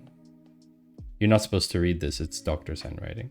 We have medication, we have prescriptions, all these things, you write them all down, and then you go, okay, this and this and this, whatever that is, these are products. Okay, within services, this, and this, these are services. Partners is separate, users is separate. Do we have anything else? Oh yes, we have, I don't know, financials or something, for example, or growth or marketing or whatever you want to call it. And then you like, okay, these are all the things. This is the design of all my things. Then I start thinking about what are the relationships between them. Okay, a product can be this, can be this, can be this. It's a one-to-one relationship, etc., etc. So that's basically the process that you do in order to figure out how to model your data. Now, just last point. This applies when you are creating some kind of fixed data warehouse or data model to survive several years probably. What you still have is modeling for the sake of analysis, and that's a little bit different. It may be that someone comes to you, let's use the e-commerce example. You have a users table and you have an orders table. Everything perfectly modeled in your data warehouse. And someone comes to you and says, I would like to know orders for each user, but I want to know within each order about each individual product. And you say, okay, I know in my orders table, I have my products in there stored as an array. So I have a 1, 2, 3, I have a user, I have some order ID, right? And in that order ID, there's an array. You can decide now at this point, in terms of analysis, you can decide, is this something that's going to come up more and more often? You may need to explode this information because you need to get this particular information from your products table, because someone will ask you the question, in how many orders did users order a blue pair of shoes? And if you only have the product ID in here, you don't know which one is blue. So you have to go for each of these and you have to make a request to the products table. And now you can decide to do this either at runtime.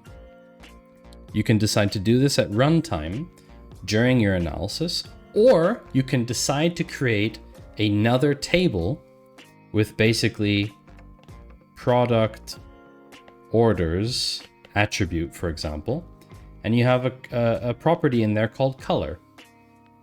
You could create other properties that didn't exist beforehand from linked information. So basically, Han, to summarize, as you wrote, identifying the entities for your business is the most important step, and then you can decide during the analysis whether you want to create further tables if that's necessary. If you're responsible for data engineering, you can do that yourself. If you work with data engineers, then you can ask them to create linked entities for entities that didn't exist beforehand. It's very common for things to come up afterwards that didn't exist before as a question, right? The products attribute example is a real case that I had, where we had looked at orders by user, but we hadn't looked at which users had orders by certain attributes of the products. It wasn't color, but it doesn't matter. And basically someone came forward and said, we want to have the information about which users order products with this attribute on it. And yeah, we weren't able to answer it with the data model that we had. We had to open up the data model, if you will. So yeah,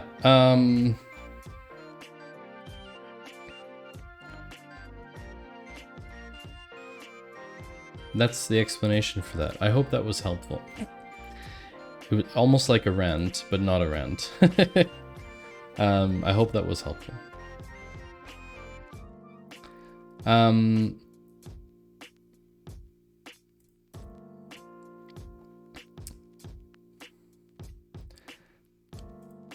You will take note. Wonderful.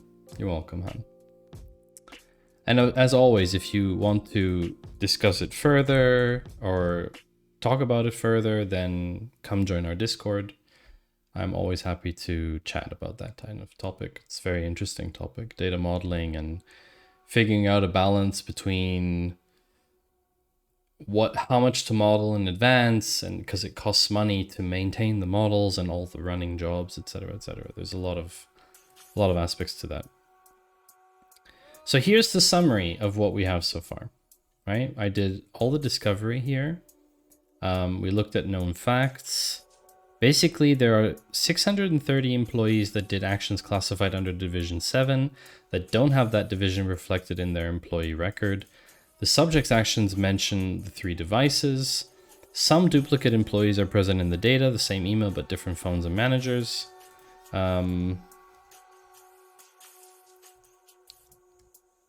Jessica Stone is the only manager without any employees. I don't know. Next steps. Do the 630 employees with actions under Division 7 warrant further investigation?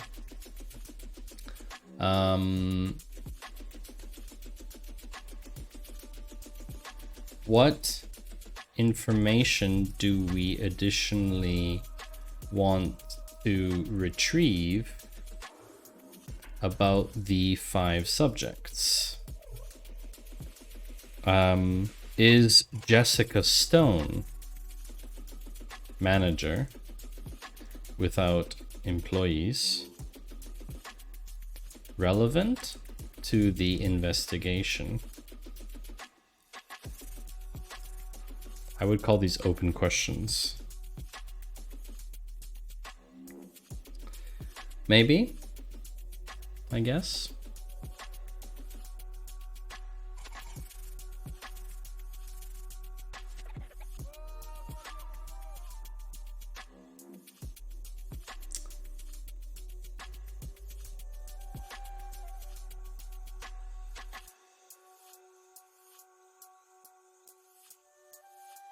Does that make sense?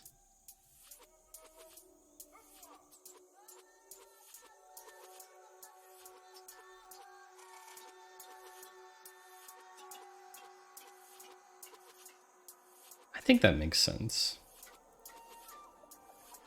I think that makes sense. Okay. Let's put this up on GitHub. Let's put this up on GitHub.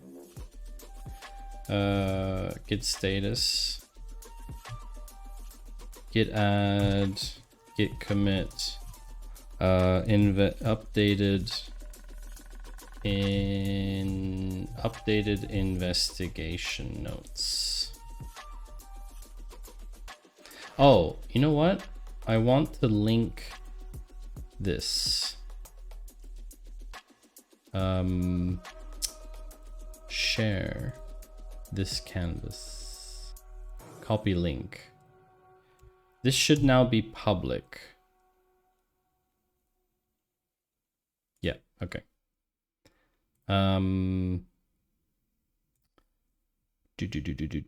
Notes.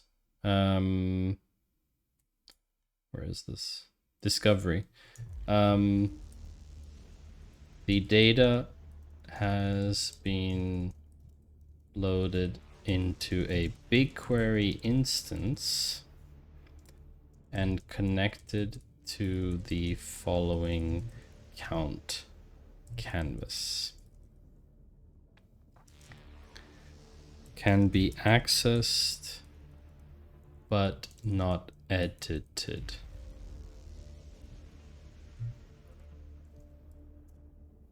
Okay. Git add, git commit, add count canvas link. Okay. Git push.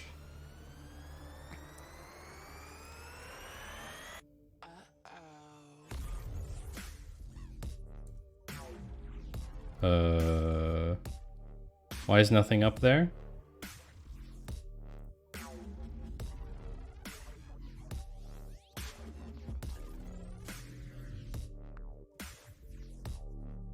Why is the README? Oh, because it's in notes. Oh, it's in notes and not README. Alright, so if you want to read, it'll be here. But most importantly, if you want to read a lot more, then you can always read my stream recaps on Patreon. Patreon is where I put all of the effort into, honestly. I basically write these free recaps of what went on the stream, so that if you weren't able to catch stream, or if you only caught some of the stream, that you can easily go there for free and read everything that happened on the stream. For Data Cafe in particular, where there are a ton of links and articles and stuff, it's super helpful to have all the links in one place. And with that being said, I think it is time for today to wrap up. I think we're gonna go raid someone who is learning Next.js.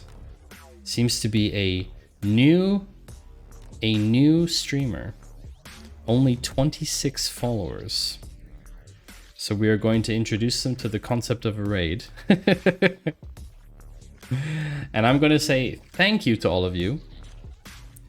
Thursday, my friends. Thursday, there is going to be a very cool stream, first of all. So Thursday is a very cool stream. Hi, Blue Squid. Thursday is going to be a very cool stream, but most importantly, on Thursday, I will be making an announcement, which is epic AF. Wow, the drop game's broken again. I will try and fix the drop game. What's that smell? Failure. Oh, wow. It triggered the other meme because you misspelled epic fail.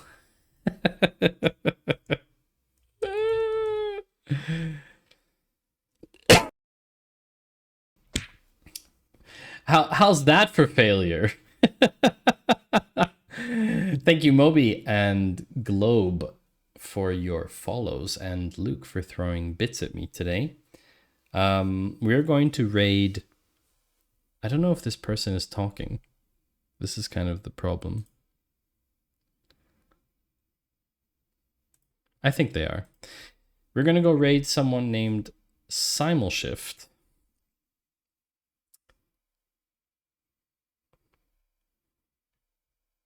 So I think that should be cool. Please give them lots of support. They seem to be a new streamer here on Twitch. I will see all of you on Thursday, hopefully. And if not, well, we will see each other sometime very soon. Bye-bye!